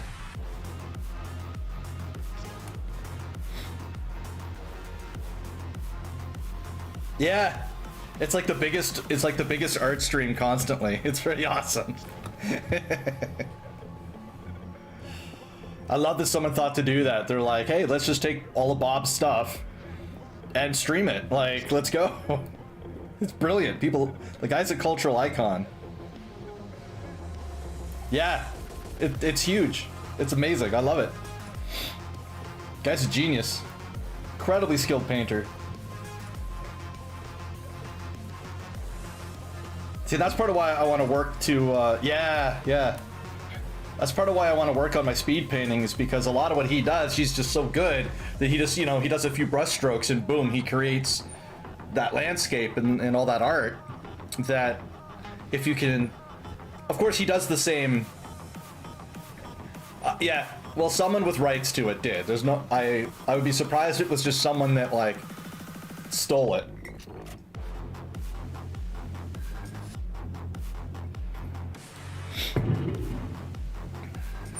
I really hope a family member set it up too. That would be just so cool. Like a grandkid or something is like, you know what? Let's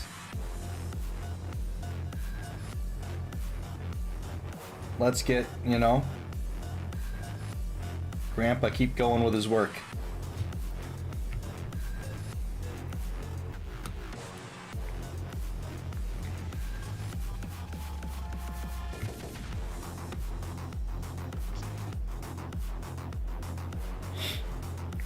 But it's a brilliant idea, because they're basically like, well, if we just put it up there and have it running constantly, we'll basically just make money forever.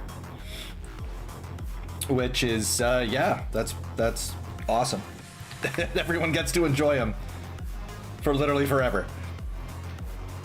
No network issues, no TV deals, just up, boom, enjoy. The Ross.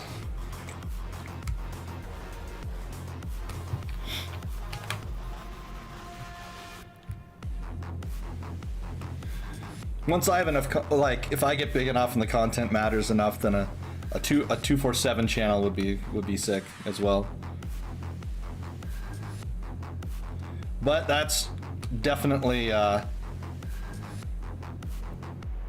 any musings like that is absolutely putting the cart before the horse. Let's focus on the live content, right? let's get that as good as I can make it.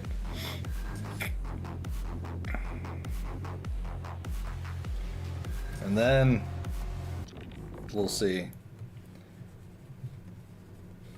Because the whole point is to try to build up a fan base for my comics, right? And to help make it easier to make them. So.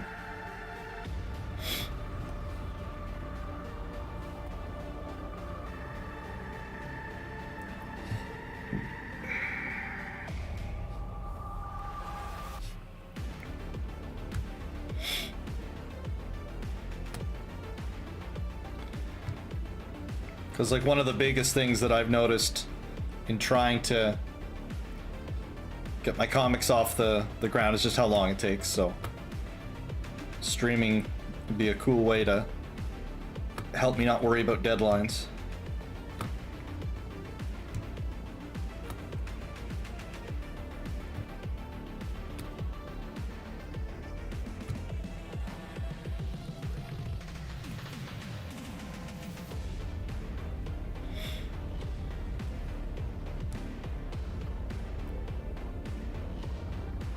I would not be able to give any tips at this stage, Aiden.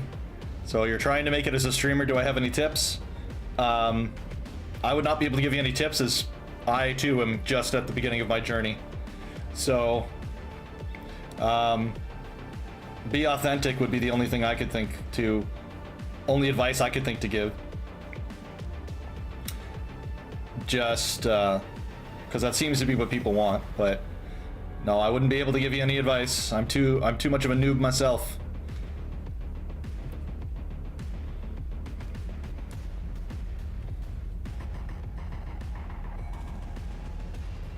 Talk to me in a year, maybe. I can give you some tips then. I'll at least be able to tell you what didn't work in a year.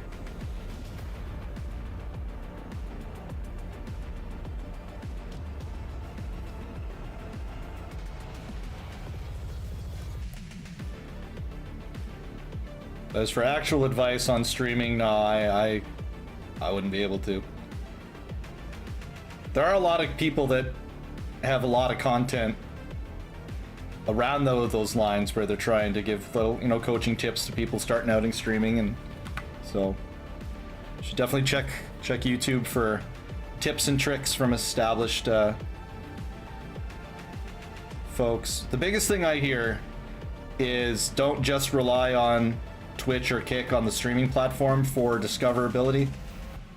So you want to make sure you're using other platforms. So how do I want to get that to look?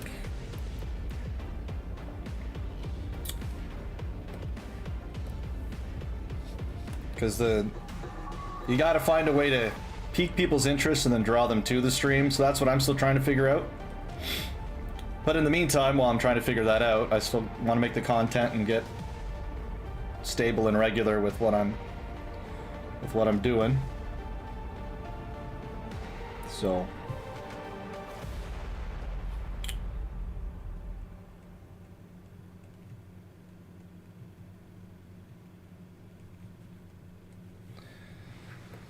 all right, so if that extends to the edge there, I already have to bring it in here because this shouldn't be on top.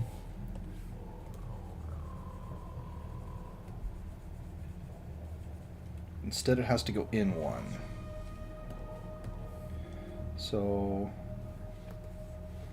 this goes all the way across, and then this goes all the way across.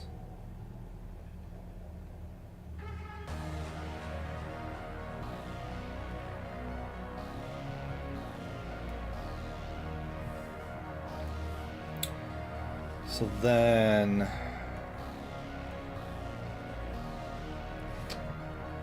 buildings are such a pain.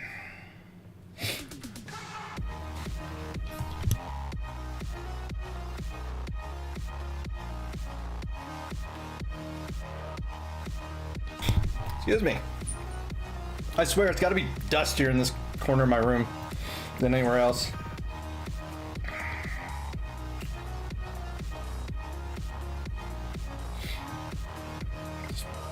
My allergy to hard work acting up again.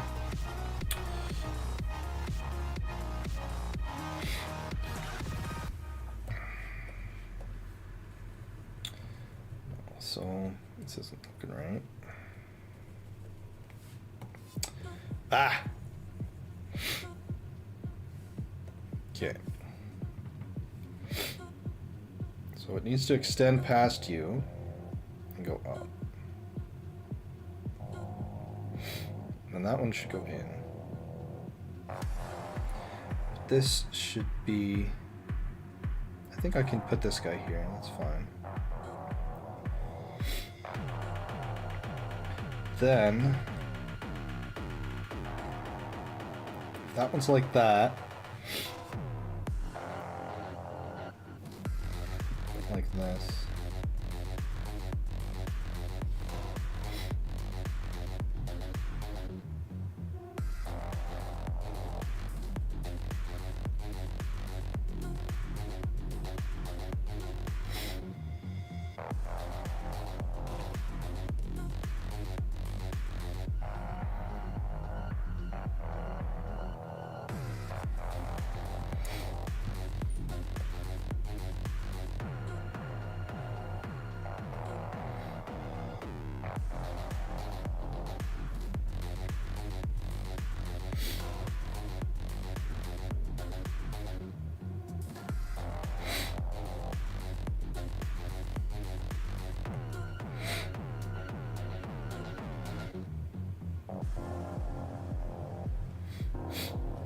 Excuse me.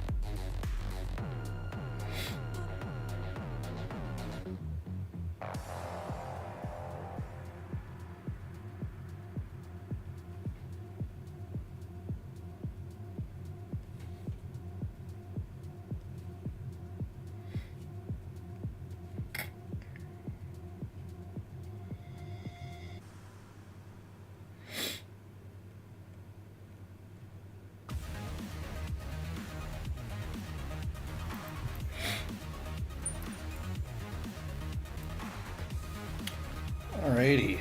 I think we're close enough to making this house work. Let's clean it up a little bit and see what travesty I got here. Zoomed out, it's looking alright, I think.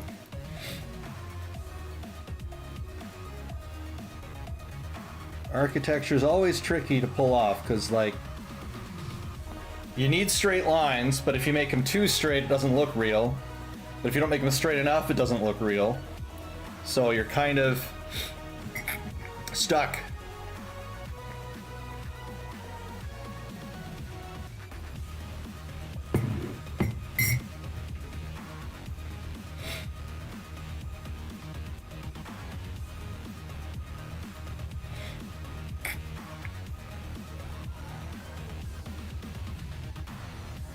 End up in this little no man's land with things.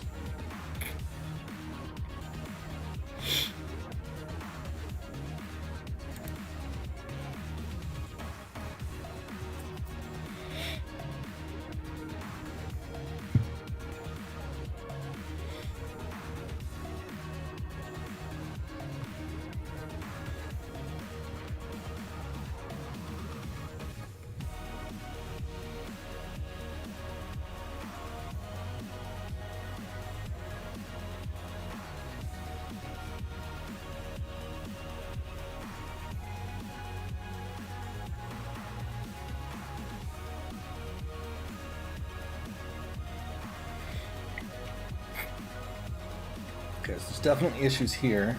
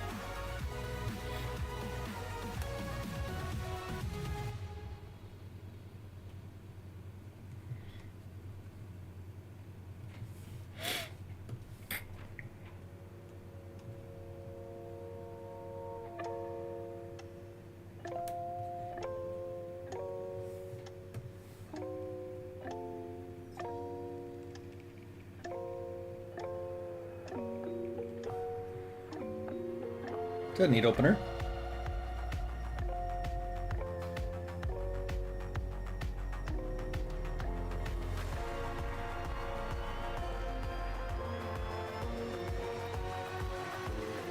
Reminds me a bit of a Lindsey Sterling song there at the start. I think that's her name.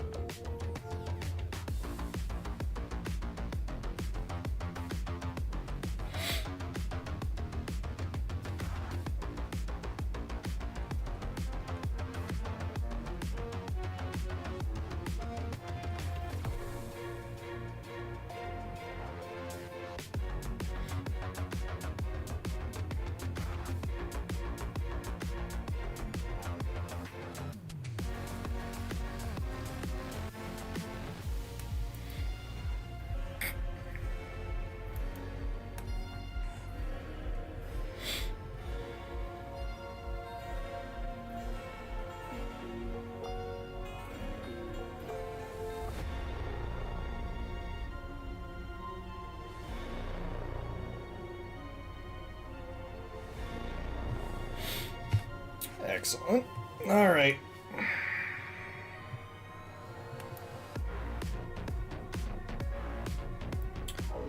I keep hoping that when I return back here and I get working on this piece, that this next batch of time will be when I finish it. And then it's such a... There's so many parts of this piece that I want to be very precise on that it always ends up taking so much time. Like, I naively hope that I might be able to finish it today. And I've already spent 3 hours on it.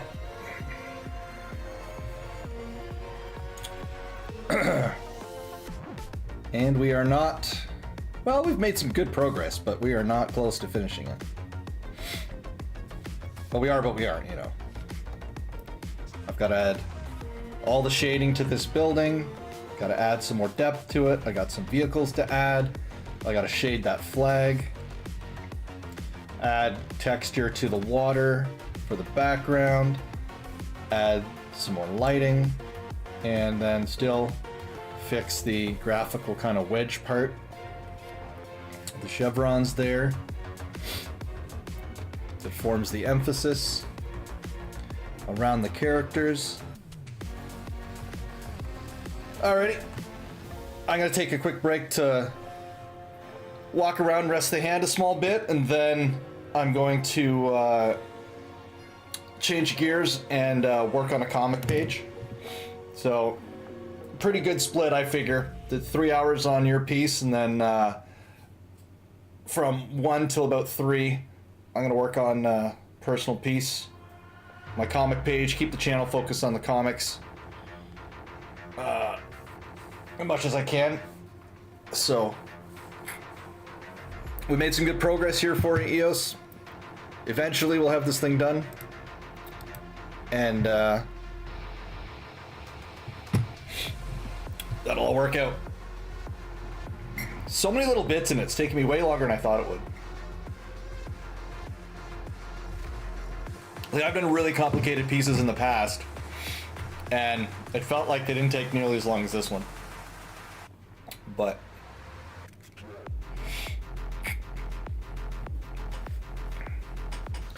oh well, it is what it is. So that's all that we're gonna do on EOS's banner for this stream. Now we'll change gears to Everard's Legacy, page 12. So I have a bunch of pages that I'm doing redraws on. And so what you're seeing here is the effects of those redraws. So I should have saved the before, but I ended up erasing her. But I did that. I did this. Was drawing this page ages ago, like last year, and I'm really pleased with the difference going over it again with the new line art and my better skill is making in the and how it looks. So, like this is much better than what I had before. I'll have to find an old backup that I have of the of this page just so that people can see the difference. Don't need these up right now.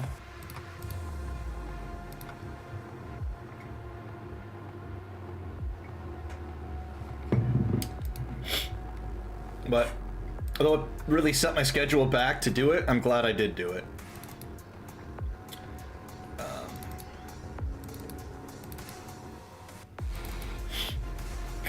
I'm glad I did decide to do the redraws because I think the art just looks so much better now. Alrighty, on to comics. So I need my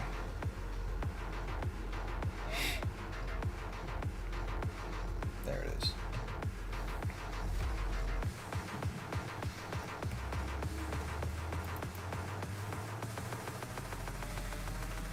He looks pretty decent. I don't know if I need to change anything with Famfrit really.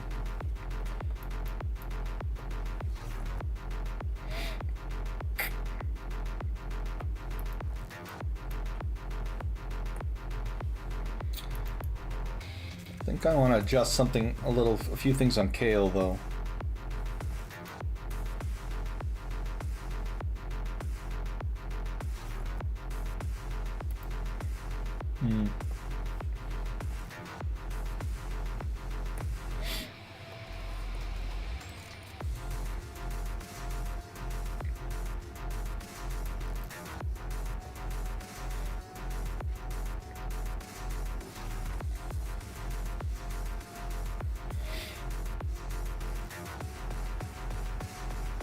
Looks decent from the side view.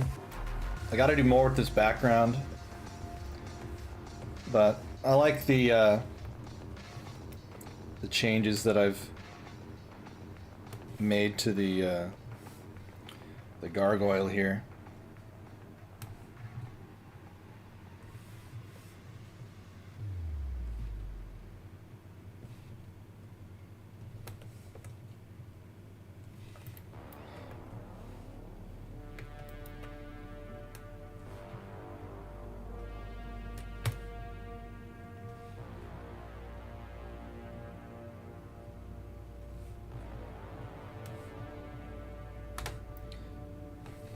The gargoyles were an interesting artistic challenge where I wanted to make them, you know, look alive and stuff, but I also wanted to keep them looking blocky and that they were still statues made of stone. So that was a fun challenge.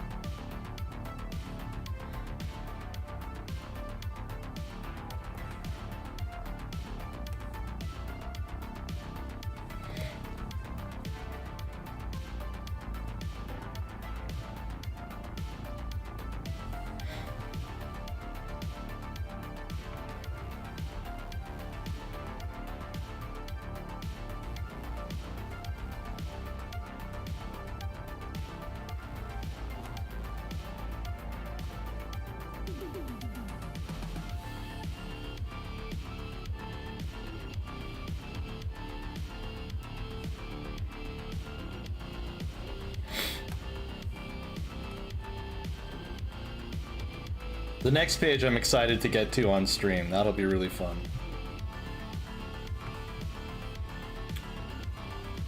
I enjoy this page, but the next page I've got Gargoyle jumps through a stained glass window, so that's going to be a fun redraw. I want to get more consistency in how I draw my supporting characters too. Because I've got this woman here, Rita. She owns the inn that the characters are in. And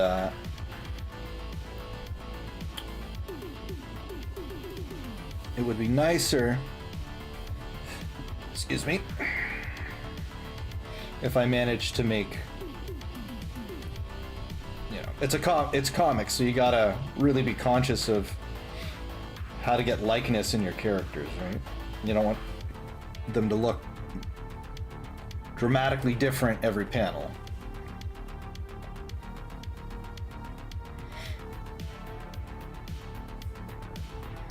You know. Of course, animators can relate to that.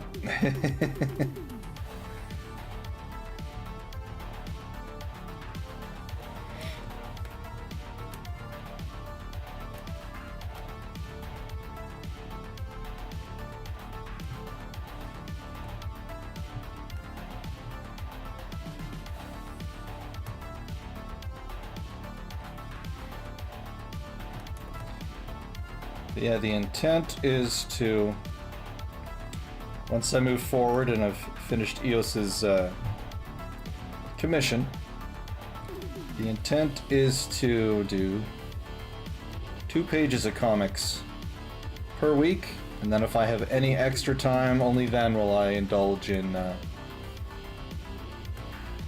art outside of that.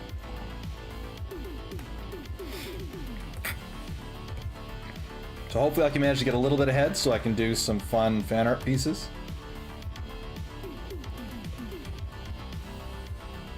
That I won't need to use all my time just on the book, but can add some other projects to it. That would be good. We reached the end of my playlist.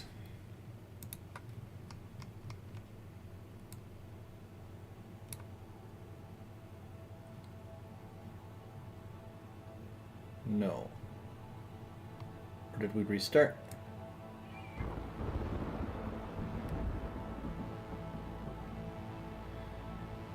Oh, Spotify, your interface is such garbage.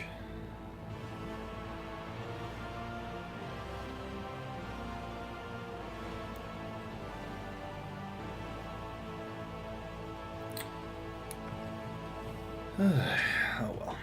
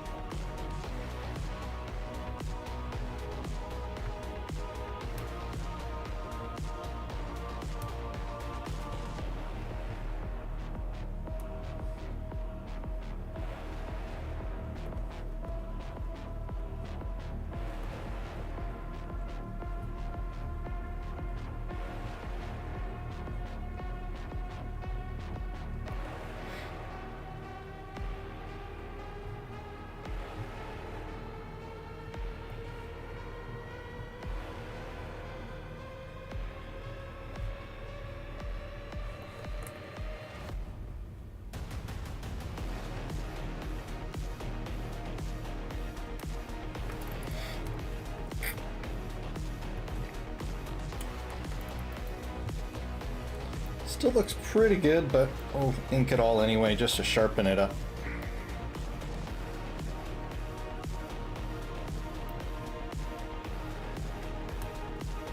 Be some adjustments I'll make just without even really thinking about it. That's gonna improve the quality of the line art here. And of course, we want the book to have,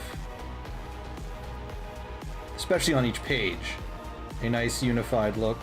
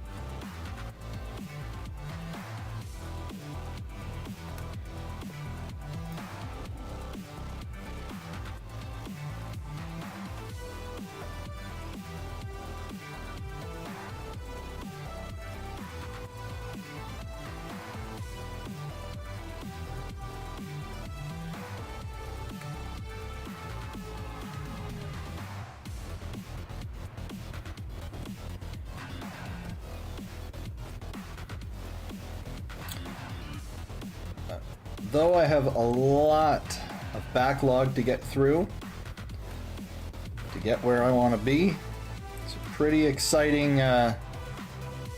time in my life right now with this stuff. For many a year developing my skills to be able to get it to this point, to show everyone. And now here we are. Evards is on the internet, posting it bit by bit. The redraws have been a wonderful success,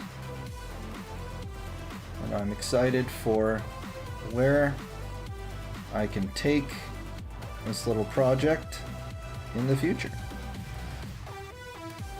Little project, I say, when it's going to be like, when it's all said and done, it's going to be over 800 pages of comics in order to get through the whole novel. And that's just the first book. Because Henry's got a second one made, Henry, my writer. A prequel to this one, called Sneak Thief. Love that title, lots of fun. And he's planning a third installment. I don't know how far along he is on that one, though. But basically I mathed it out, and if I do, I think I mentioned it earlier on stream, I can't remember. But if I can do 2 pages of comics per day, it's going to take me 8 years to get through Evards. Not per day, per week. 2 pages per week. 2 pages per day, sweet lord. No, that's impossible.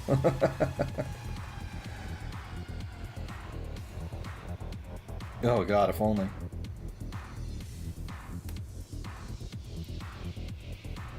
Not with how I work and not with my style, that's for sure.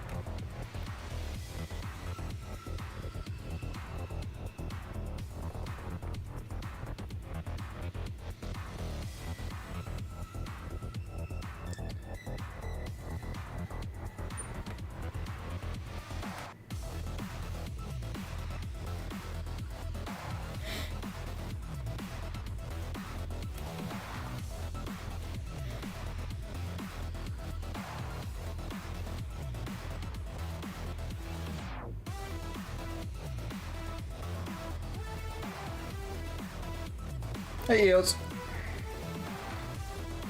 I finished the structural art for the house there and decided that after 3 hours it was time to switch it up a little bit. And so yeah, like I said, I got a lot of the house done. So we are at, so this is where we're at right now. Made good progress on it today. I was hoping I'd get it done, but like after 3 hours, that's where we got. Highway detailing on the ship, and the building's all ready to go, except for the front. I have to obviously redo the front, but the building is set up, and things are progressing. And then I decided that to close out the stream for the next 2 hours, I'd get back to the comics to make sure that I have some comic book content in the stream as well. So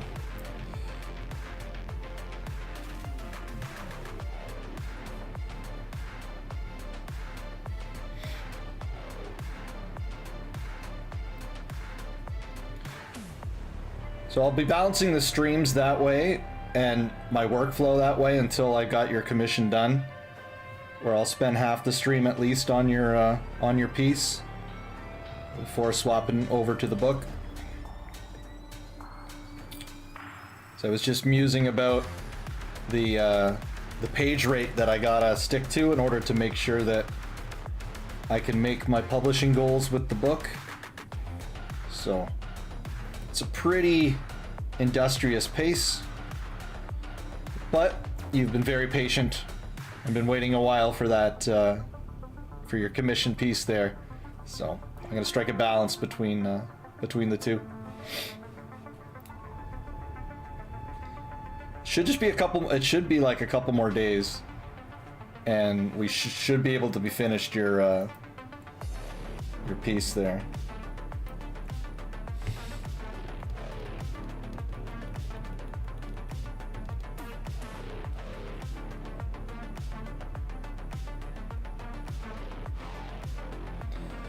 Because what's left is I gotta do the blending on the building. I gotta add the last bit of the trees. I gotta add the roadway pavement in front and 3 cars. I think that's everything. Oh, and make the graphical chevrons look better. So we got a few project parts there, a few complicated things that still have to go into that piece. But we're close. We're getting excitingly close to having it finished.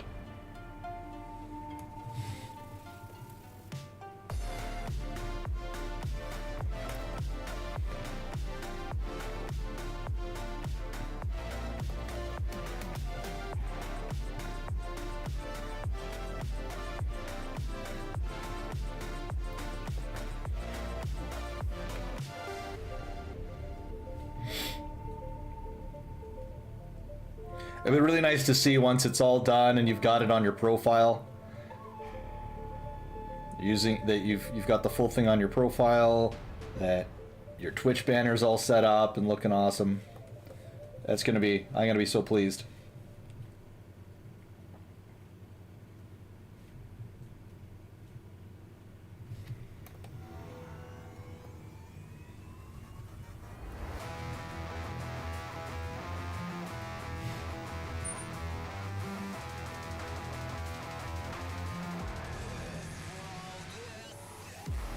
I do wish though with my art that I had any way to give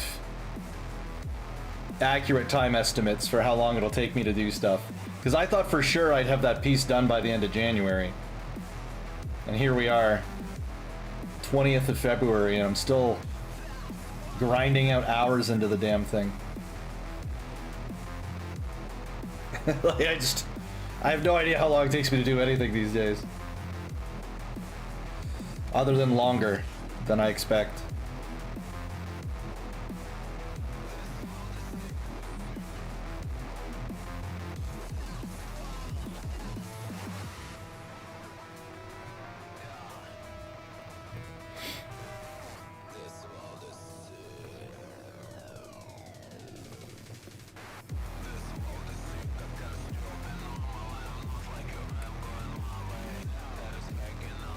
You find any masks? I guess if you did, you would have told me.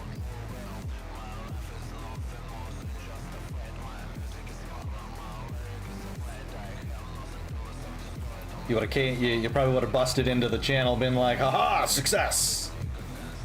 So, given that that didn't happen, I guess the event's special drop still eludes you.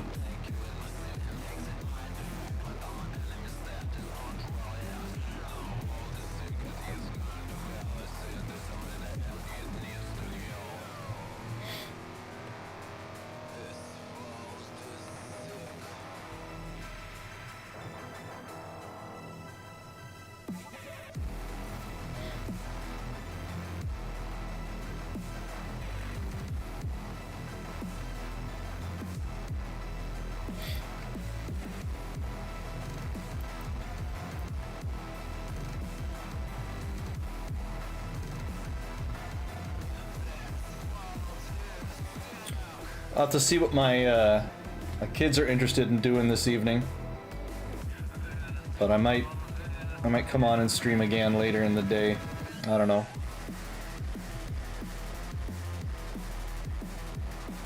If I keep at it, it's a good amount already. 5 hours would be a pretty decent chunk.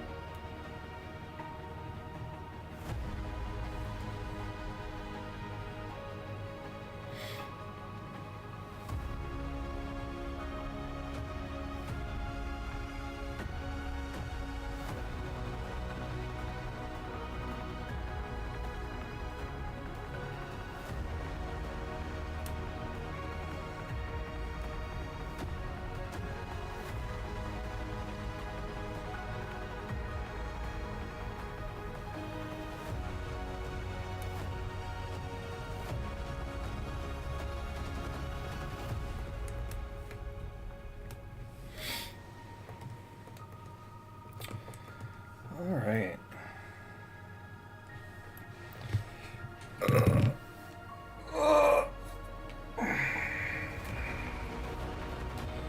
Yeah, if I look at my schedule.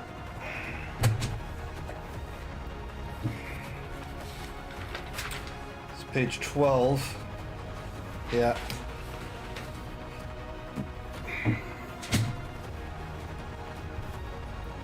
See, I gotta finish this page and the next page by next week, so. Oh. Hey, Wiz Twitter. Thank you for the follow. Welcome in. Good to see the folks on Kick are kicking around. Pun very much intended.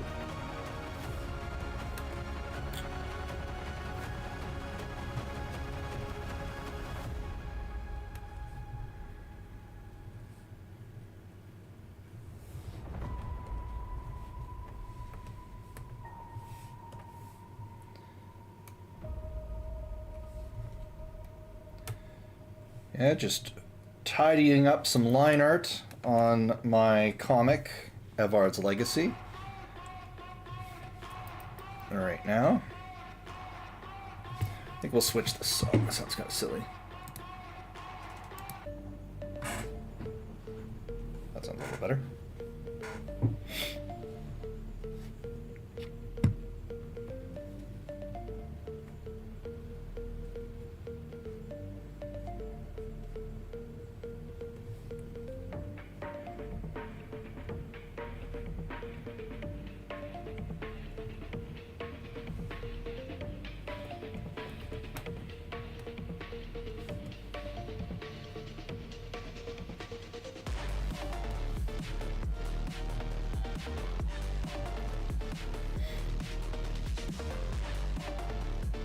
I drew this page initially, well, you know, about over a year ago or so.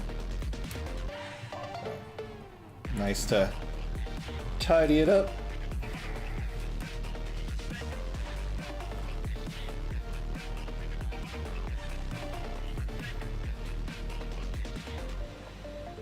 Hadn't really learned how to make use of line weight very well. I still don't think I do, but I at least have a semblance of a little bit better at it.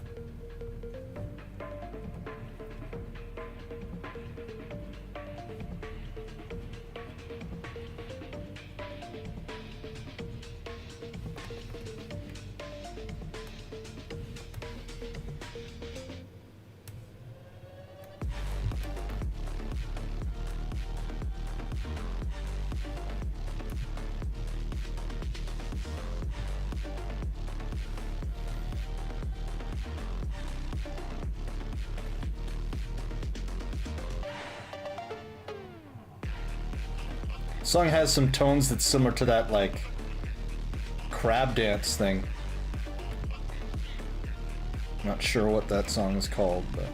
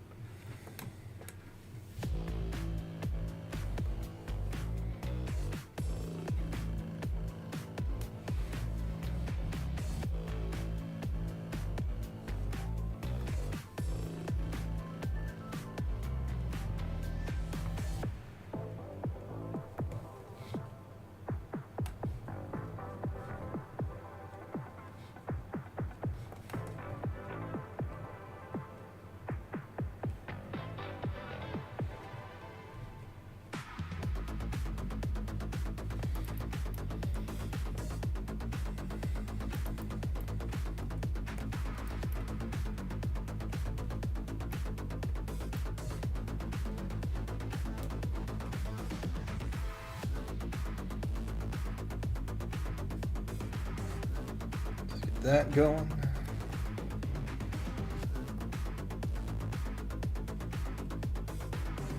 You definitely see that once I switched over to consistently doing digital inking. Sure, I'll check it out. Crash Override. I'll check you out on X. Feel free to do the same. Their Wiz Twitter.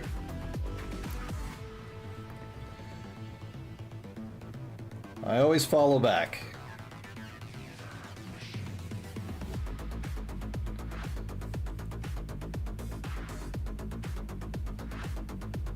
And why not? It just helps everyone find each other more easily, and we can all benefit.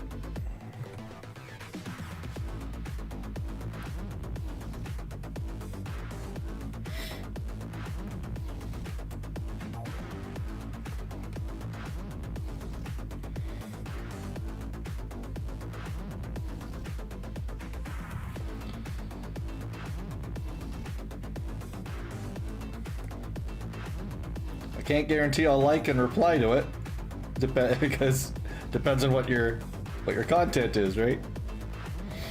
But I'll definitely check it out.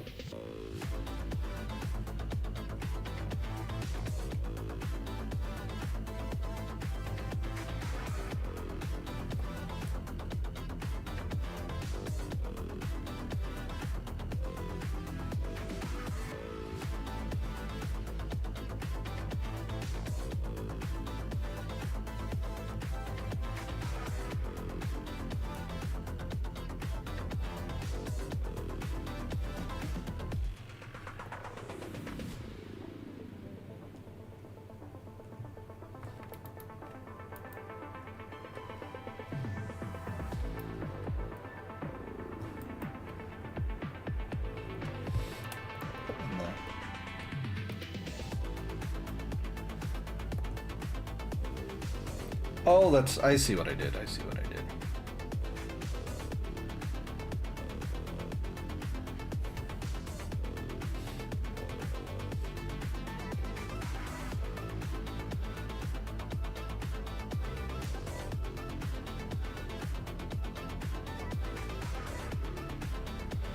I see what I did. Crash Override. It's a neat name. Neat name was Twitter. I feel you should have used that for your kick.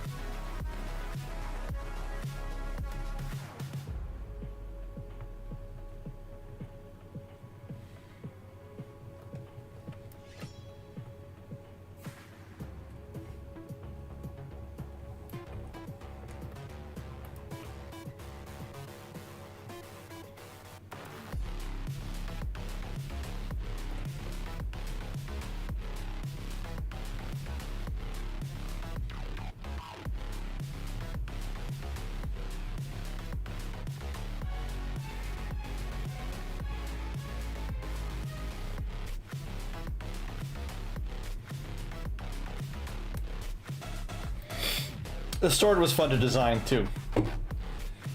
The everything that I kind came up with for this little guy here. It was lots of fun. Won't spoil it, but it's pretty cool design challenge with Famfrit's sword here.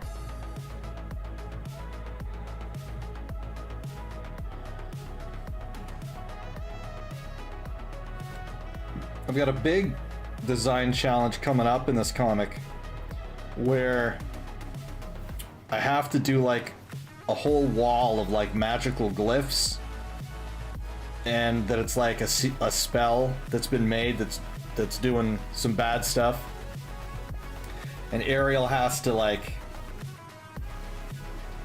you know, work her glyphs to counterspell it.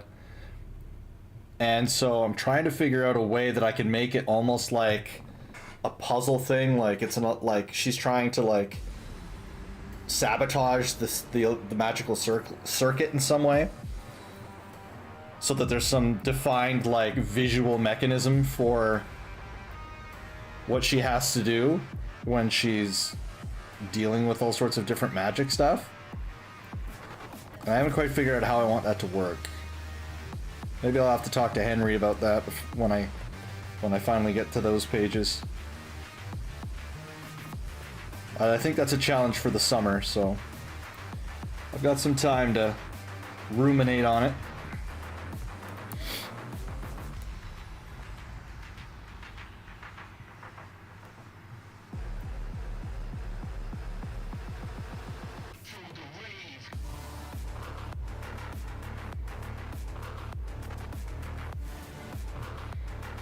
Because I have my paneling planned out pretty much until the end of September.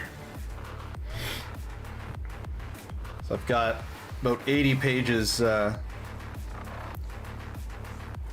roughly planned. Like, I've divided them into panels, but I still have layouts I gotta do.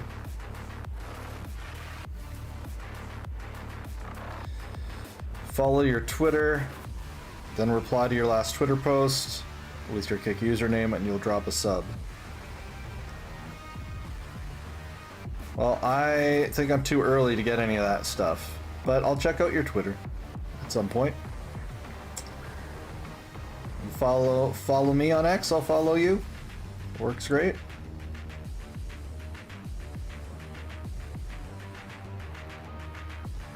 But got some serious body behavior here, Wiz. So we'll see.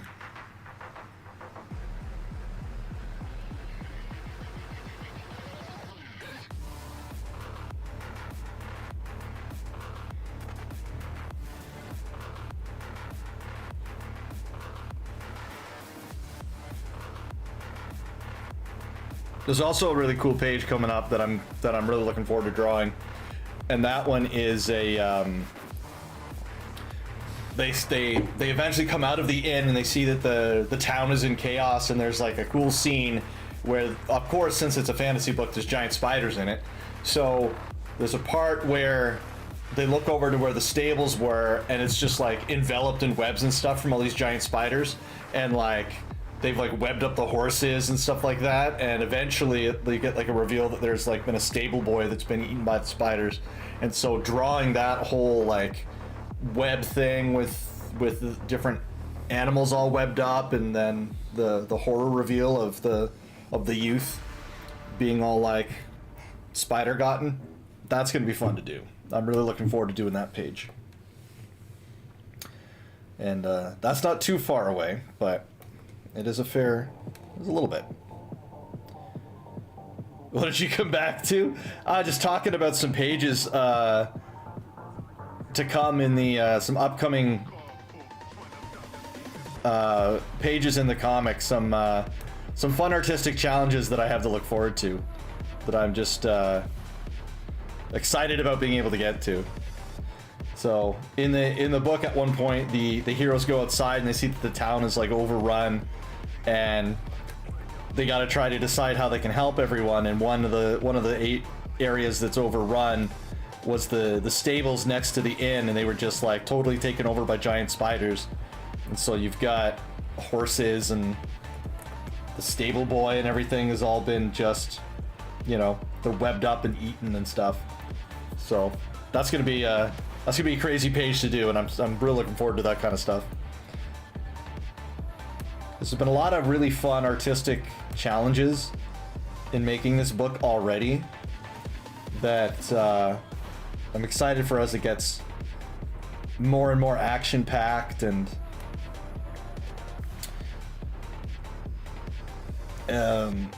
just for all of those cool little challenges to pop up. And I think that'll help it track and stuff like that, is because the opener has kind of been there's a lot of like build up in the first few pages where it's like a lot of talking. So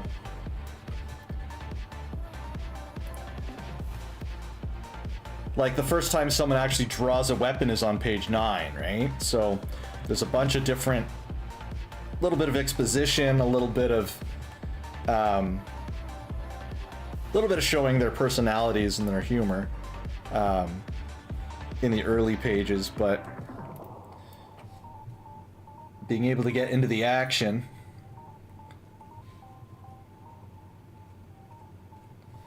which we're kind of seeing a little bit here with this page and this poor dude getting his guts eaten. So that's a different vibe.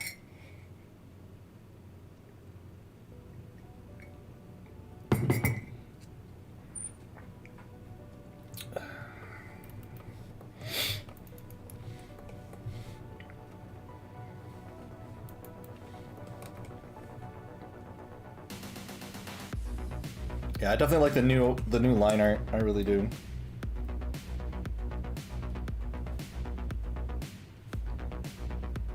Takes a bit of time, but in the end, I think it's worth it. Looks nice.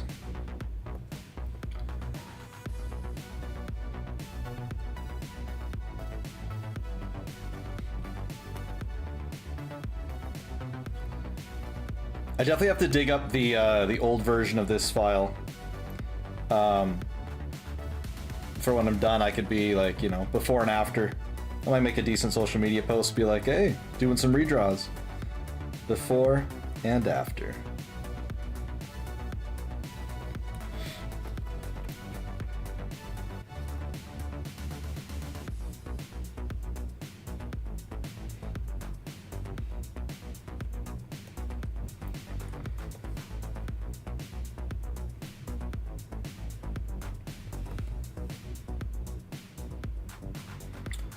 I got a whole bunch of different monsters I gotta design too. Like I gotta decide how I want the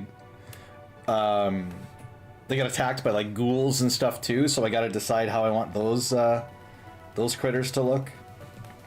Ghouls are relatively straightforward in kind of a Dungeons and Dragons context, but I gotta do something with them to distinguish them from zombies.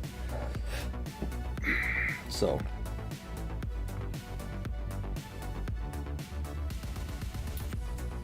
I think in the next couple of weeks I may have to have a few conversations with Henry.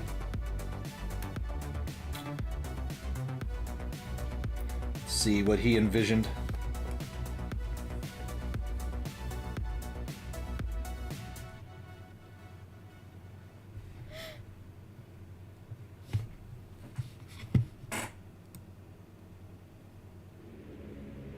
There we go.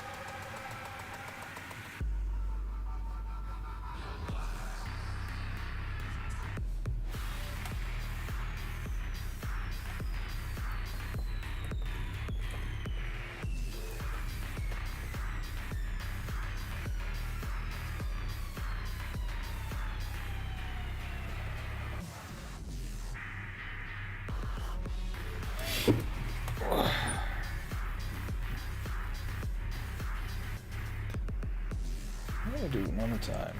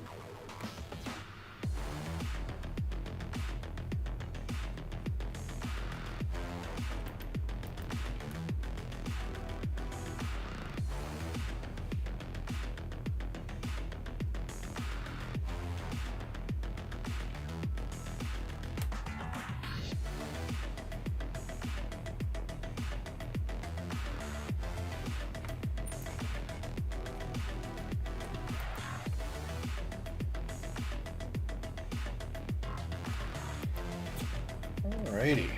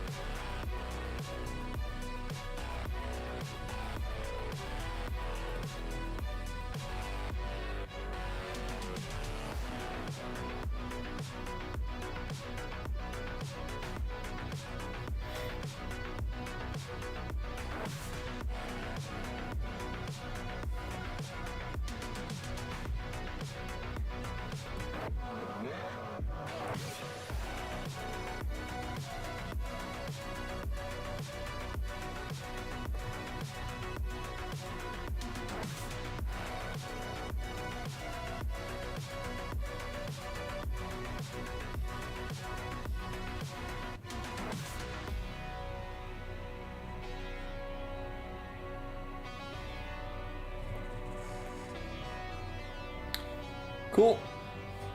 I'm actually going to be stopping the stream soon. Rest my hand.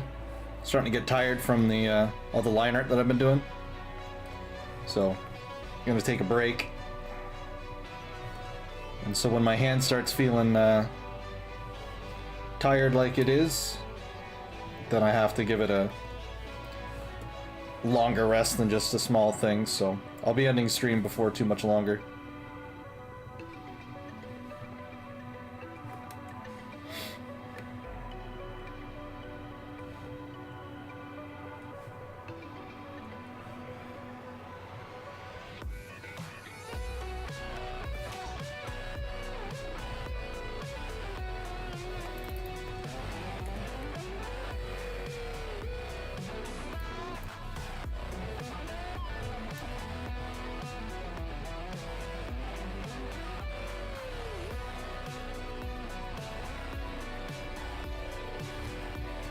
What's good?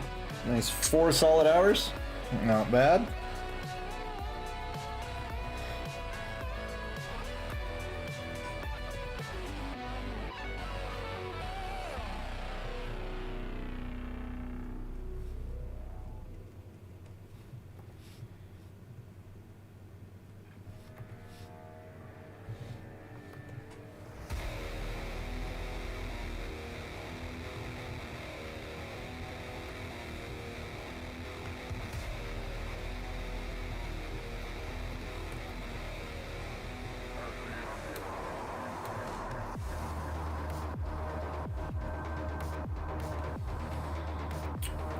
Yeah.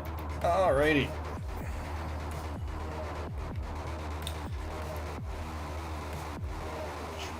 That is where I'm gonna call it for the day. Stretch out my my hand. Oh, excuse me. A 4-hour shift work. I might try to stream again later tonight. We'll see what happens. But thank you everyone that stopped by. Thanks for the follows and the chats. Always wonderful having the company while I'm grinding out making these comics. Alrighty, until next